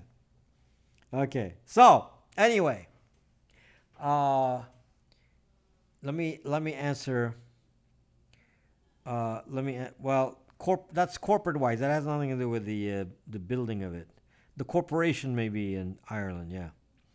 Okay, so I talked about GrapheneOS, and Twitty referred to the hypervisor. So let me just. This is kind of techie, so I'm gonna try to. This is kind of techie, so I'm gonna. Why are you asking such a techie question, Twitty? So I'll explain it as simple as I'm gonna keep it brief. I can't really give you a long explanation on this, but a computer can run as a host system. So let's say on Windows, you can be running as the host system, and within the host system, you can run another operating system as a guest system, and those guest systems are called virtual machines. Virtual machines. So the host system, Windows, runs the virtual machine of Linux and so on. So that's the way it works right now. Now, Windows can run a virtual machine if you load the software for the virtual machine, or use the one that comes with Windows. And for example, you can load the one that comes with Oracle called VirtualBox, or you can load some other thing built into Windows itself to run a virtual machine. And so the host system runs the main system, and then inside it, it can run some other operating system like Linux. Uh, a operating system like Windows is a very slow version of an operating system to host some of the virtual machines. So they've kind of shortcutted that uh, by adding some capability for the hardware for the virtual machine to talk more directly to the BIOS so it goes faster. And those versions of the operating system that allow for more efficient virtual machines are called hypervisors. So new version of Windows has a hypervisor. So hypervisor is the supervisor to the virtual machines, and there could be different kinds of hypervisors that can be found on different operating systems. The well, you can run a hypervisor on Linux to run other virtual machines, including Linux itself.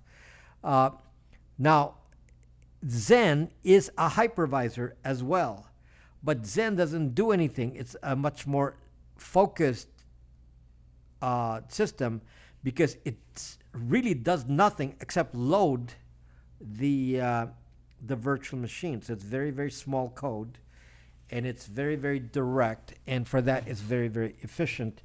And uh, and uh, and so the Zen hypervisor is what they want to use for graphene, because it's really does only one thing. It starts the operating system and loads the virtual machine, and that's it. It doesn't do anything else. It's a very, very specific functionality, and that makes it a little bit smoother and faster, so you don't expect much slowdown from using a Zen hypervisor.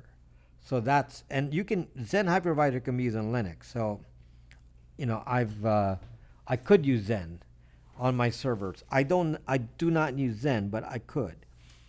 I think I tried to use Zen, but I haven't really had time to go work on it too much.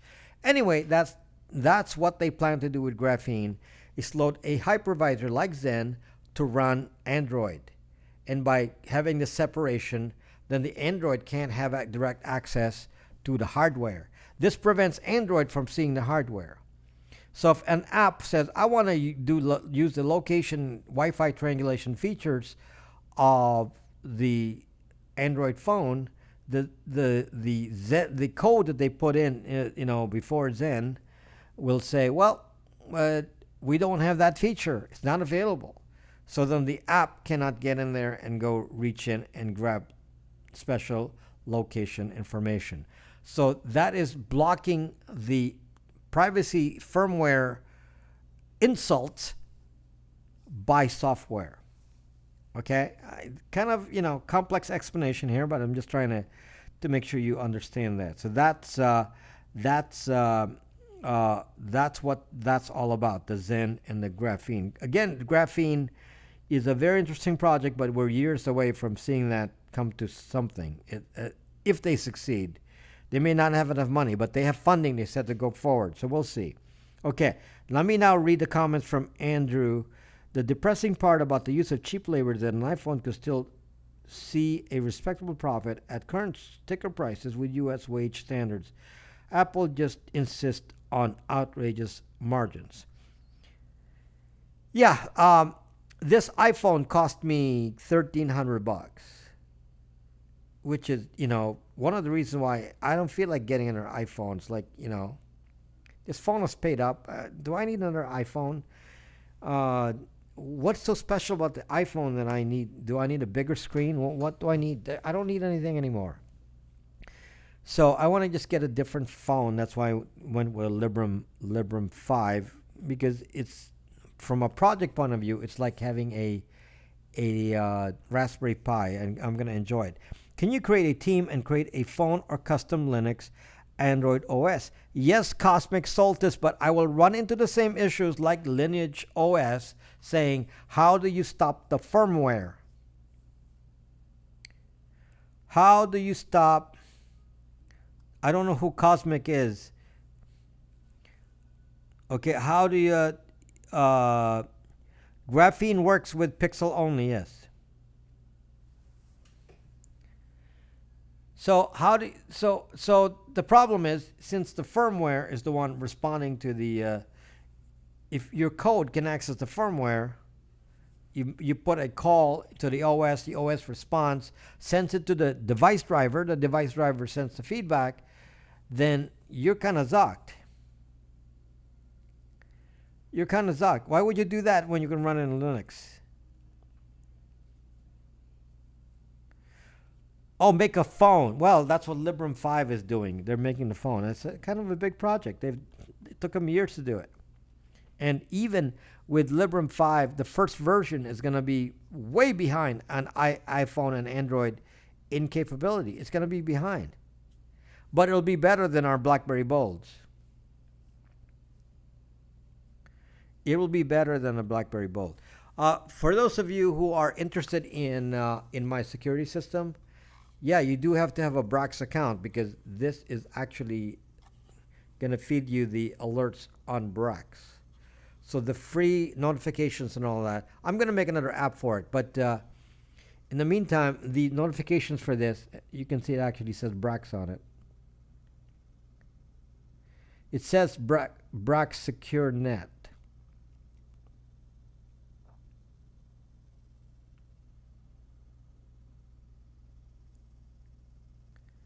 Okay. Maybe I should just make it all black. What do you think? Maybe this white thing is not working. Maybe all black. Make it look like the dark side. I don't know. What color do you want? Any input on color? All black? I can make it. It's 3D printed, so you can tell me what the color is, and we can change. All black? Okay, all black, the vote. All one color? Well, I was just testing the color. So you can choose the color. You want it in pink? I have pink. And plastic. You want it in yellow, blue, whatever, red? Yeah, we can make it in any color. Black and red? Where's the red? Where do you want the red to be? The case is red? Button's red. You pay extra if you use hemp filament. Is it better? What does hemp filament do? Yeah, so black. The button is red. Black with Brax emblem in blue? No, I can't do that. The Brax emblem is actually a cutout. It's a hole. The Brax thing is a hole in there. Orange LEDs with stainless steel. Zock. Red on the sides and black bottom. No, the bottom is one piece. This is one piece. So whatever this is, one color. The top is a different color. Hello, twin mom. So yeah. So I'll start. We'll start making them all black. 6 sides red, front black. 6 sides red. 1, 2, 3, 4. 6 sides. 1, 2, 3, 4, 5. 6 sides. Like shoes online now. Well, it's not ready yet, but the case is 3D printed, so we can actually, if you make a request in advance, we can actually pre-print it in your desired color. So looking at it right now, it looks like it's kind of cool in all black. So I'll probably standardize in all black for now, because it looks much better in all black. It's not finalized. Even the text is not centered. It's off center. If you pay for a spool of hemp filament. Does it print any slower? So One, two, 1, 2, 3, 4, 5, 6. I will ship it to you personally. uh, Give me a stack of what is the color of this hep filament? What is the temperature? You got to test some on these filaments. You got to make sure they're actually the right. You have a 3D printer. Can you make me a ghost gun? Yes. It's brown. Zuck, that's ugly. That's ugly. So anyway, this is the way it's gonna. I'm actually. Um, I need to build up an initial stock of about 100 of this by October, and so I built the first 10. I built the first 4 today. My intent is to, because I only had parts for 4, so my intent is to build 10. I have 10. I have parts for 10, so build the first 10 and then learn from it, and then see how we can go do more volume. 10 Electronics will never make a comeback, will they? 10 Electronics, probably not. So anyway, this is there's still some minor changes on this, but it's starting to have a coolness to it. Alarm sequence initiated. So it talks. It has a speaker. So not yet. I'm not taking. I don't even know because there's multiple products. No, I'm not taking pre-orders yet. So let's not rush that far. Maybe ring Foxconn for mass production. Part of the problem is that I have to hand solder all the circuitry in there, and it's from an hourly rate. I'm basically getting paid less than minimum wage to create each one of these. So you'll happily solder for me. It's basically less than. I mean, it takes a long time. Each one of this takes quite a bit of time to make. So I'm trying to do it in volume to see if I can speed it up by doing that. And then at some point I can make a pre-made PCB for it, but you have to do that. You have to order in the thousands for that. And what is 1 unit for hours? How long does it take? I don't know anymore because I'm making. I'm trying to see if I can do it at the rate of 1 per hour. I'm trying to get it down to 1 unit per hour. Right now it's longer than that, but so that's the intent, is to come up with 1 per hour. You could hire someone to solder for me. Yeah, well, I don't make enough money on each one to hire. I bet I can do it. You could do video of you working and speed it up for 5-minute YouTube video. So, just an interesting fact. Hong Kong protesters use Telegram on iOS and Android to coordinate their plans. There's nothing in that setup. Exactly. I understand Telegram, yes. So, yeah. So, anyone, besides the authorities, can simply go to Telegram and go to their public sites and go see what's being said. It's Telegram is like saying I'm going to do it on Twitter. What exactly are you achieving from there? So anyway, so this is the rough look of the device. There's some fine tuning that we're going to do, but there's the rough look of it. And like it's so. We'll probably, like you said, start with a model all black.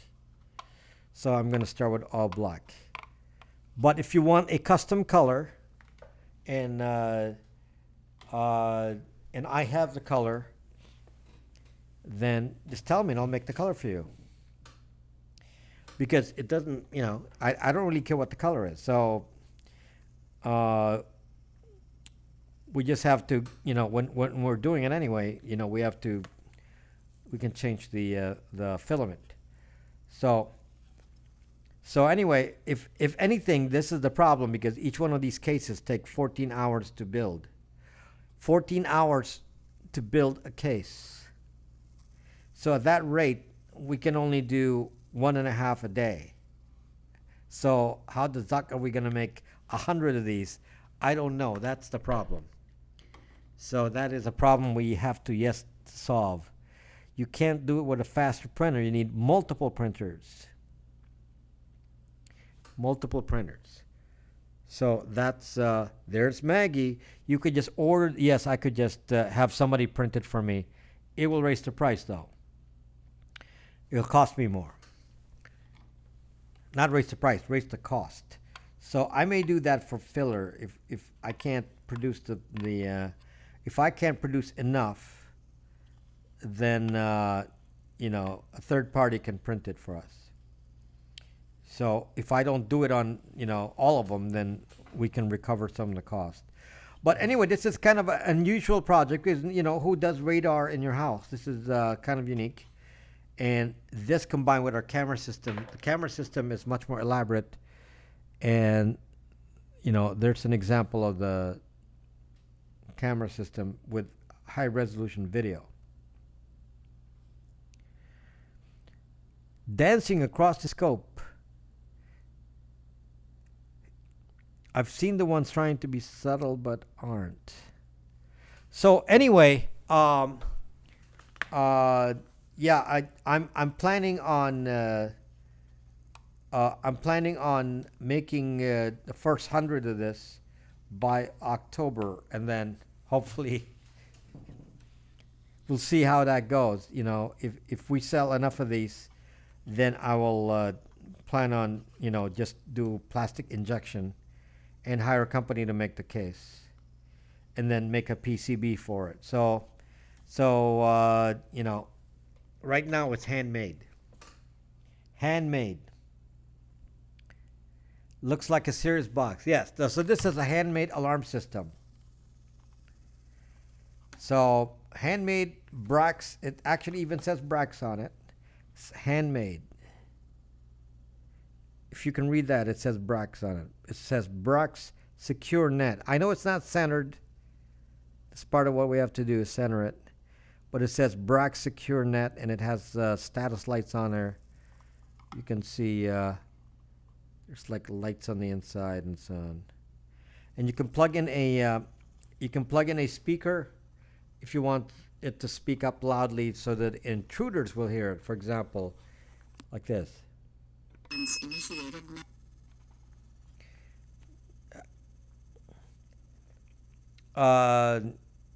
No, there's some local people here with the 3D printing. Alarm is active. Mass alert. So all of that can be. There's a headphone jack. You can plug it into a one of those portable speakers that you can buy for $15 from Amazon, and then you can make as loud as you want. How much are you selling them for? Have you priced them yet? At the moment, I'm thinking that this unit here will be like $129, and the camera will be around $249. So that's my current thinking, and we'll see. You know, not sure I can go any lower. If anything, the camera may go higher. Lower is not going to be an option, because I'm barely making any profit on it. I can't even resell this to somebody else to resell it, because there's no margin on there. Okay, so I'm not making enough money to even. Yeah, there's not much money made in each one of these. How does this protect me? Serious voice. It's a radar alarm system. So what happens is you put it in your house, and before you leave, press the button. Sequence initiated. And then you leave the house, and then it's the alarm system turns on, and there it just. Alarm is active now. Now it's active, and it's radar based. So if it spots any movement within 4-meter range of the device, meaning 12 feet, 360 degrees, the alarm's going to fire and send you a notification. So it's motion detector. Police Okay, so and then I get the notification on my phone. So it's a very cheap security system because you don't need to have a subscription. Uh, you know, and it's simple. It's motion detector. You don't have to install anything in the door. You don't have to do anything because all you do is built in. The radar handles a pretty big chunk of your house. Just put it in, near the middle, and any thief that goes and crosses any of these borders, it's 360 degrees.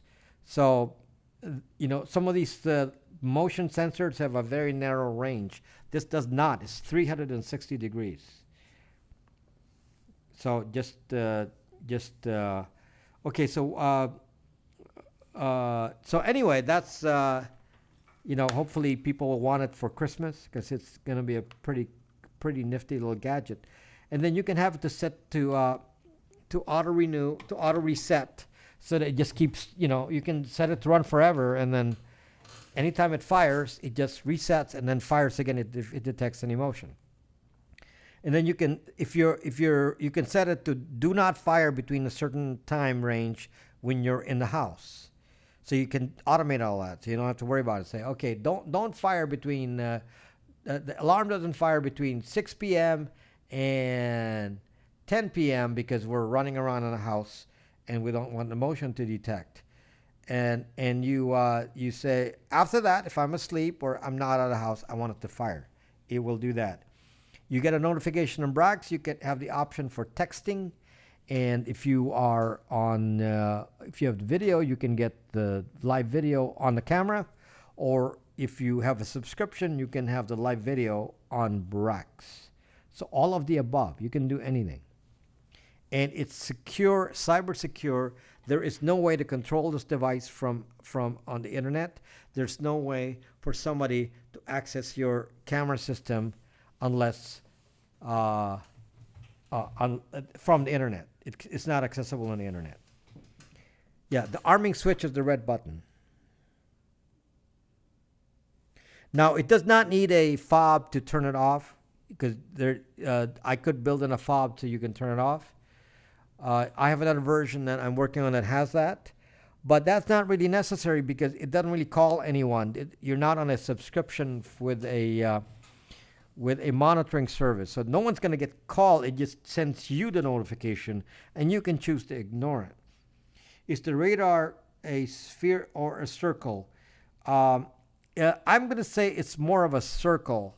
It's not completely a sphere because there's metal that's blocking some of the signal. So there's metal blocking. The base is metal. So I'm going to say most of the signal will be, around it. If you put foil on certain parts of this, you can actually focus the signal. Okay? You can, this doesn't do audio. This is radar based. I don't need any more, any more than that. I mean, the radar is already pretty sophisticated. That is a reasonable setup and no subscription fee, so that is a plus. Right. So if many products are actually built with a security, with a subscription, and that means that it's more difficult to operate because you have to make sure they don't send a signal to the monitoring service, because this doesn't have any of that. It's just press the button, and if it fires and you're in the house, who cares? No one's going to die. No one's going to call anyone. It's going to be on your phone. You are in charge of calling the police. This does not call the police. Okay? So hopefully it's interesting. So again, I'm trying to get the sense of if people are interested in this, so I know how many to build. Okay, so are people interested in this? If you're interested in, and you haven't said it to me before, I just said it, double vision. I just explained it just now. If you next time I'll repeat it again, double vision. Come back again and I'll repeat the explanation, or watch the replay. If you're interested in this, let me know so that I can kind of gauge and see if there's interest in this product and for Christmas for the holidays, and so I know how many to make. The animals are, if you put foil underneath this and you set it on a table, like if you glue foil on the bottom, the signal will not go down. So you're basically blocking the radar with foil. Then it will only go at the level of the table. So the animals then will be blocked. So if the animals are low, unless the animals climb, if you have a cat and the cat starts climbing all over, then yes, it will fire. If they're not going to be climbing, you have foil on the bottom. It will keep it from. You may not even need it, but I'm just saying, foil can redirect the energy. So you can even redirect the energy in one direction with foil. So if you just put foil on certain parts of this, you can actually redirect the energy off the radar. Okay, so that's some of the issues here. So this, again, for those of you, the short explanation, no, it won't harm anyone. It's a, what if I walk in your house wearing foil? It will reflect off the foil and trigger it even more. The foil has to be on the box, not on you. You will trigger it with foil. Okay? So again, no subscription, no nothing. This is a radar-based alarm system with no subscription, and all you do is press the button before you leave the house, and it talks kind of like Amazon Echo without the spying. Okay, I'm screwing it up now, but it's not set up. But anyway, this is gonna be available in October.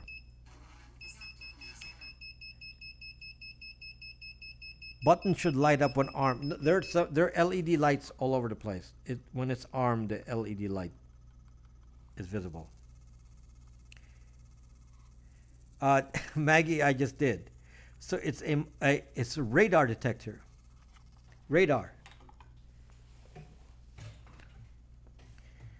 Yes, it detects motion with radar. I want one as well. It's Faraday cage, anything. So it's motion detected by radar. 360-degree radar. That's what it does. Okay?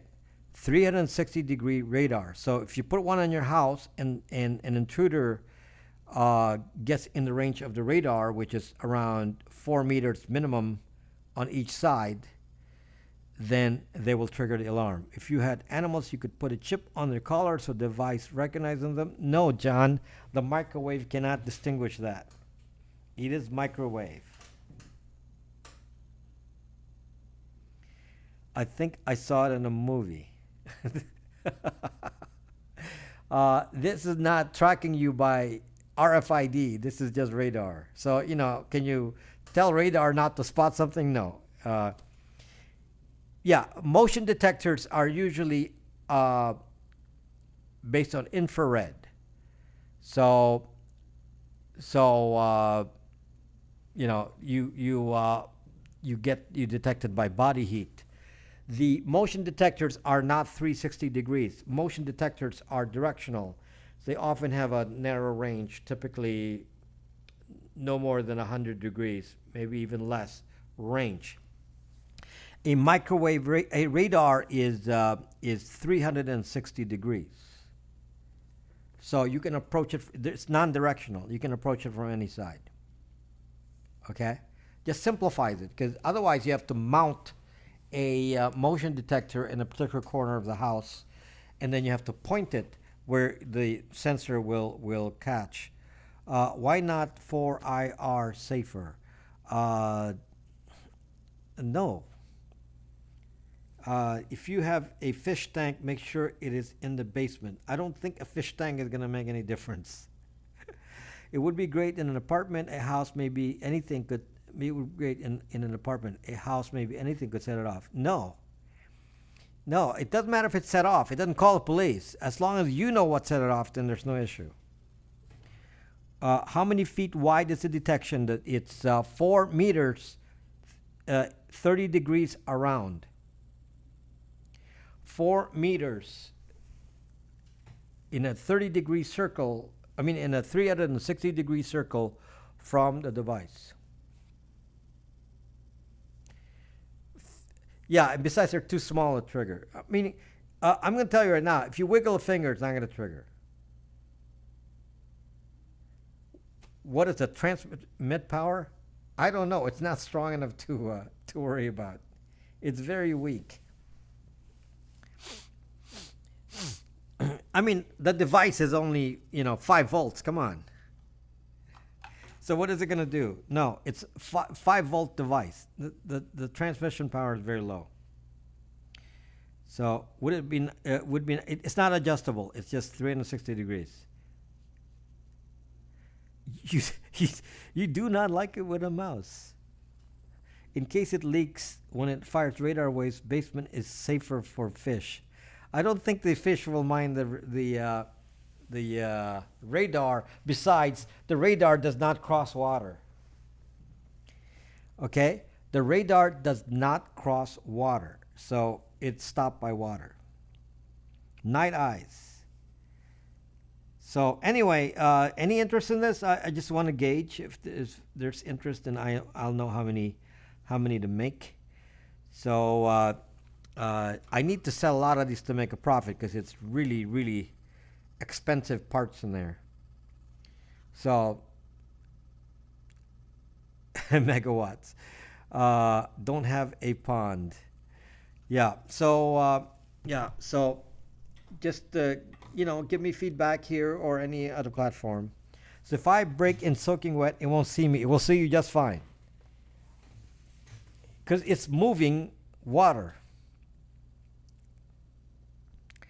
Right. So you may, many people will probably want more than one of these in their house. They might want to cover, 2 parts of the house. So send me one, not soldered, and I'll pay for it and send assembled pics. Then I have to give you, specific instructions on how to do it. It's kind of a lot of work. Notification not sending feedback. Great Gold. I don't. If you're talking about the home screen. That is specific to some of you on Brax, and we'll worry about that later. It doesn't affect most of us. It impacts some of you because of bad data. So somebody you belong to some room that sent a notification that zucked you up, and why don't you just clear your notifications and hopefully clear whatever it is that's causing the issue. It's not an issue for me. I get notifications on my home screen. Yes, the app is the current app is Brax.me, but I will actually make a separate app for it as well. But there's already an app for it now. It's called Brax.me. So it's called Brax Secure Net. So there's already an app. Yes, the app has a camera module too. The camera module is much more sophisticated outdoor camera with full video. That's a different product. That's part of it. It's part of the product series that comes with Brax Secure Net. The outdoor camera is a high resolution night and day camera with fish eye lens and built-in storage. And hello, Maseji. If you sold a kit to hobby websites, you could make how do I make a profit like that? How do I make a profit? Show us live footage when it's ready. When it's ready, Adam V. I will I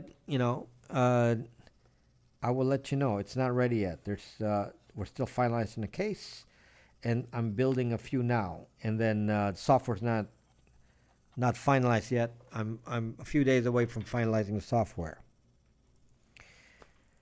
So.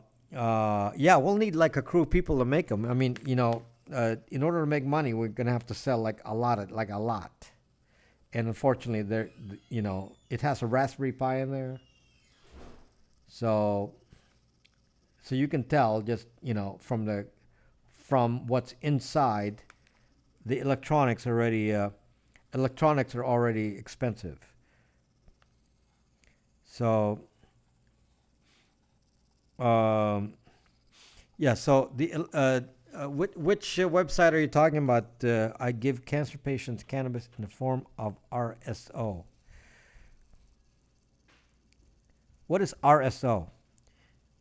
Is this case off the? It's the case is 3D printed. It's custom. We 3D print the case, so everything is custom made, including the case, all the electronics. If you want to see the interior of this, let me disassemble it here. I may not be able to put it back.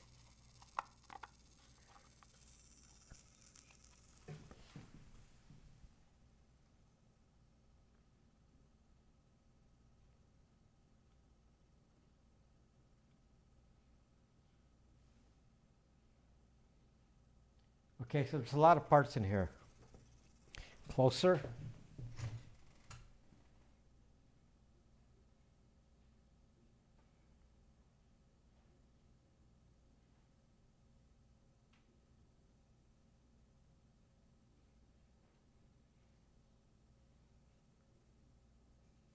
Okay, a lot of parts in there. Okay, so that's why it's, in order for it to, it even has voice. So it's like an Amazon Echo, but there's a lot of parts in there. It's a full computer. So you expect a rotating radar dish. I need the cams mostly. Yes, so the cams are this, and the cam is a very, very sophisticated high-end motion camera using IR, because it has you have to point it. You can't point the radar, but you can point the IR, and it captures high resolution video of anything that's going on. So I've shown some examples on Brax. It has high resolution video, and it has day and night with infrared, and it's the capture range is 160 degrees.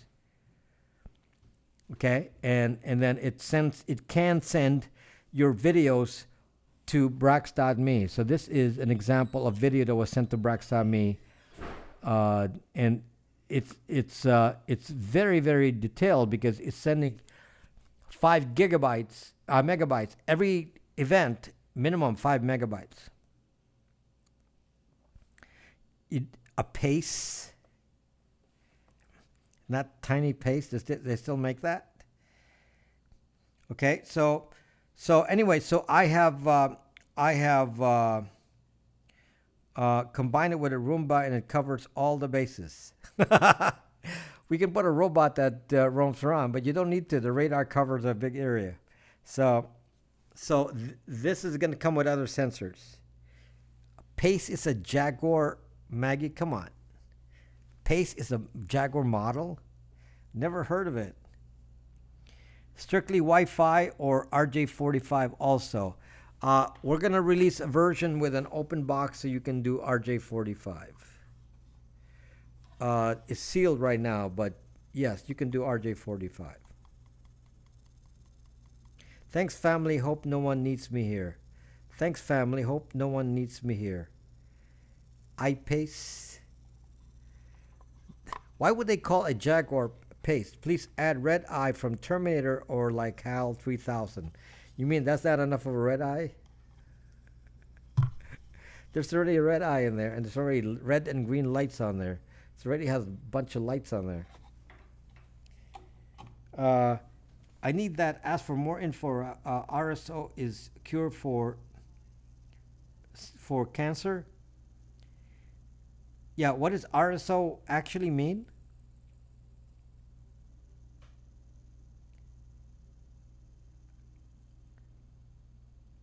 I can't let you do that, Dave. Actually, it does sound like hell already. It already sounds like hell. So, save up, guys. I'm gonna make this. I presume I'm not gonna be able to meet demand. So save up and I hope to have the first 100 of these available in October. So we're producing it now. I've made 4. Can that thing open the pod? Yeah, it could. Price range estimate. This one will likely be 129, and then the camera will likely be 249.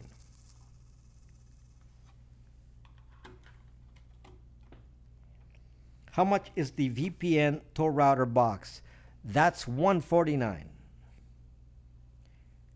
So if you want the Tor router, Wi-Fi router, that's 149, and then a VPN subscription is 89 a year. So yes, support the program. Go get all these products that you need. Get the VPN, Tor router, VPN router, and my PayPal. It's in my store. If you go to Brax, the store is on rob.brax.me is where you access the store, and then when you order from the store, it goes to PayPal.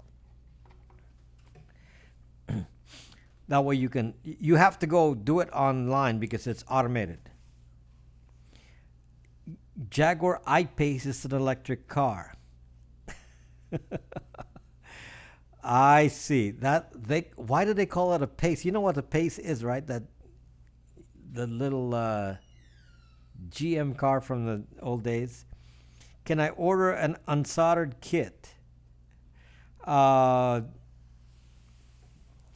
you can maybe make your own. Make your own. That's reasonably priced. Right. Yeah, so that's the plan, to make it reasonably priced. I don't make much of a margin from it. AMC Pacer. I don't make much of a margin from it, so I have to sell in volume, and they're kind of hard to make. They're handmade. Rick Simpson of RS. Oh, I see. That's why that Rick Simpson. Okay. Okay, so there's one with a camera and one without. Yes. Cosmic, I'd have to give you instructions, and I have to write the instructions. That will take me just as much time as the solder, more time than the soldering. If you left a message in Brax about social vision, I left you a message in Brax about social vision. Of course, I will see that later. In any case, AMG, you know I will not miss a message in Brax. I will see it, but I may not be able to respond. It's too late already. So anyway, voice instructions are fine. You don't need to. I can't. Do you see the circuitry here?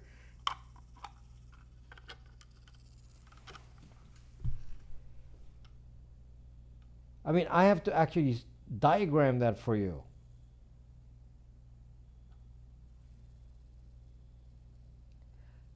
What is that? Price should be higher. Well, let's call it the introductory price. It's not that simple, Cosmic, because there's circuitry. And first of all, some of the stuff is on the other side. You can't see. It's a little, it's a little detailed here. Mini have a electric car too. It's like a little drag racer. You're having so much fun with your electric cars. I was gonna buy an electric car, and I said, I don't know because I was like looking at the Prius, and I said, do I really want a Prius? I said no. So make one and do a video tutorial. Oh my gosh, I have to do so much work. That's a lot of work. So maybe for future reference, for those who want to build it themselves, yeah, we'll consider that. charge extra for each serial number. High margin like the iPhone, just press record. Then work like, oh, it's not that simple. It takes hours to do the soldering, so it's like, I'm doing it in batch. You should sign the inside of the first run like a Kyle Shelby. Good choice passing in that Prius. Yes, I was bad. I did not get a Prius. I didn't get a. I got an SUV. I got an SUV, and I said, Zuck this electric car stuff. They don't have the range, so I'm not. So I got a diesel. I know you're into gas guzzler, Lexus. I got a diesel. I got paid for multiple. I don't have any money to pay you, Cosmic Solstice. Yeah, so I got a diesel. So I got a diesel SUV. So hopefully, it's much more economical to drive than a standard SUV because it's diesel. So don't pay me, just teach me. Well, it will take. Volvo's a great hybrid too. I actually like the. I was looking at the Volkswagen Volt,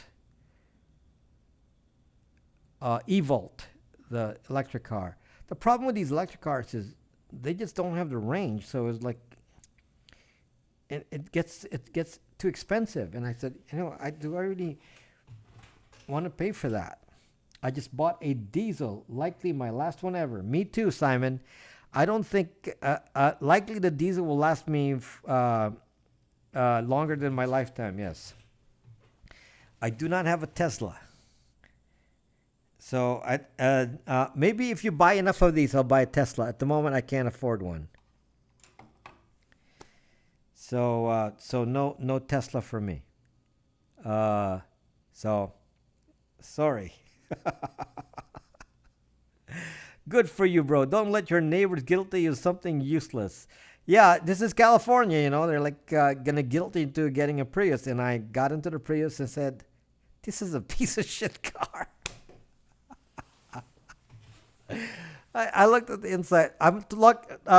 Maggie, I was looking at the Prius Prime, the electric Prius, looking at it, and the range was like, what was the range on it? 50 miles? Less? 30 miles? You'll get electric car, I'm sure, one day, even if it's Uber driverless. Well, yeah, it's just not economical today and not functional enough for me today, and I didn't want to spend that much money. So what do I think about Tesla? I want to have one. If I can afford it, I'll have one. Sure, I'll take one. But they're not cheap. So, photo or video specs cost 20 times more. Well, what I know what you can do, Cosmic Solstice. You take one of these and then you duplicate it. Okay, so buy one, duplicate it, and then return it, and then pay me for the use of it, the software. I have a Tesla CD. To Zuck. Just hook up solar panels you reviewed. Yes, Simon. There's actually a video of someone who's answering the question. It was somebody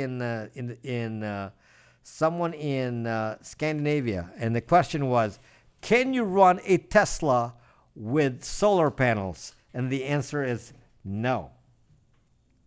And that's the answer. No.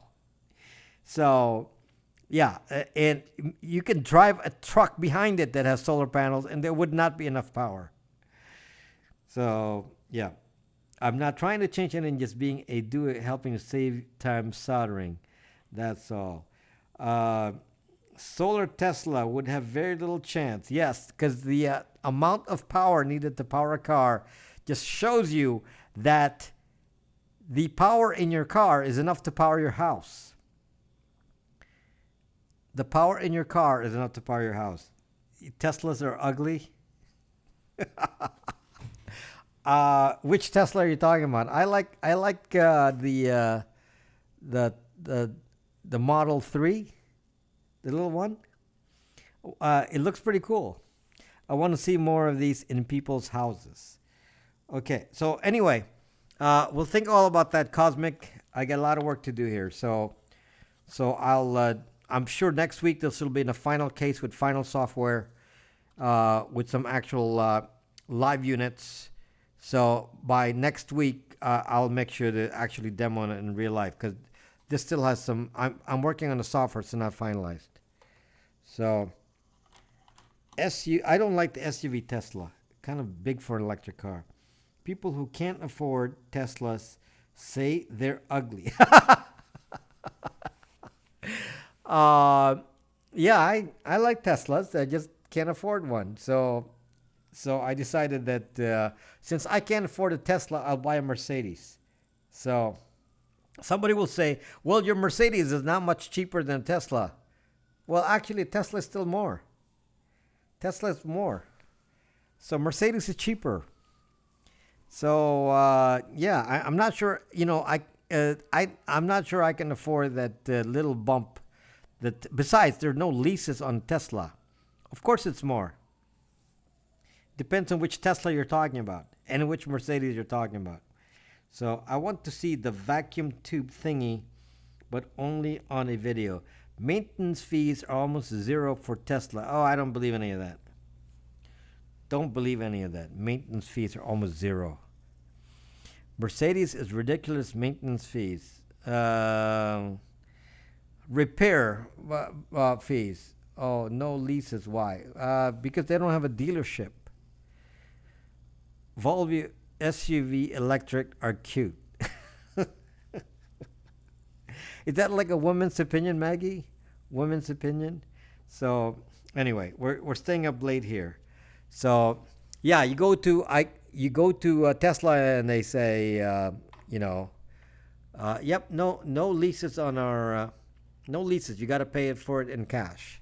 It's like I'm supposed to pay for a 90,000 car, 90 some $1,000 car in cash. Hell zucking no. So not gonna work. So yeah, no leases. So never have a car lease. Big life rule. That is not true, Cosmic. It's not. If you have a business, it makes sense to have a car lease if your business can pay for it. So I used to have car leases. I don't have any leases now, but at the time when I was making a bigger living, then I had car leases because the IRS treats it much better. I derailed your scope. Electric cars are zucking. Nobody should be paying a car payment. I wish I don't have to pay a car payment, Cosmic, and I don't. In some cases, I don't. My cars are paid off. Nikola Tesla tech is all around us. Prove me wrong. That's correct, Spirit. You are correct. But off topic now. So anyway, I hope you did you. My explanation of the phone topic tonight was very, very detailed, and I hope you you got a lot of information from that. And then next week I want to talk about Google and what Google's doing that may change, social media in our lives and maybe improve our privacy. I can't imagine that Google will be doing something good, but the way they're rethinking this is very positive. So anyway, Zuck Google. Well, they're doing something that may be good. We shall see when the time comes. Their plans are very positive. It's the first positive thing that I've ever heard. Okay, John, I don't know when that's going to happen. They said it'll ship in the third quarter, and third quarter is in September. So we are doing a countdown here last month. Hope you all enjoyed the Musk Jack Convo scope. Don't know. I didn't watch it. I always miss the main topic. Well, of course. So, because you're asleep. What can you do, Simon? Anyway, glad to have you here, Simon. The big zucking Zoogle Yahooligans. Anyway, thanks for watching, guys, and expect some videos to show up in the middle of the week, as always. And then we will get back with a live stream again next Friday. And I am, again, thankful at the fast pace of new subscribers to my channel. It's just moving pretty fast. I'm getting a good increase in subscriber base, and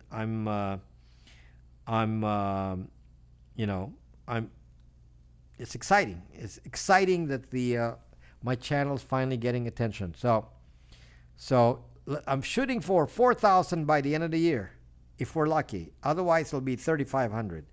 But it would be nice if we get to 4,000 by the end of the year. So, but it's moving pretty fast. Okay, Pak the Zak. That's okay. Good night, guys. See you in a video, and see you next Friday.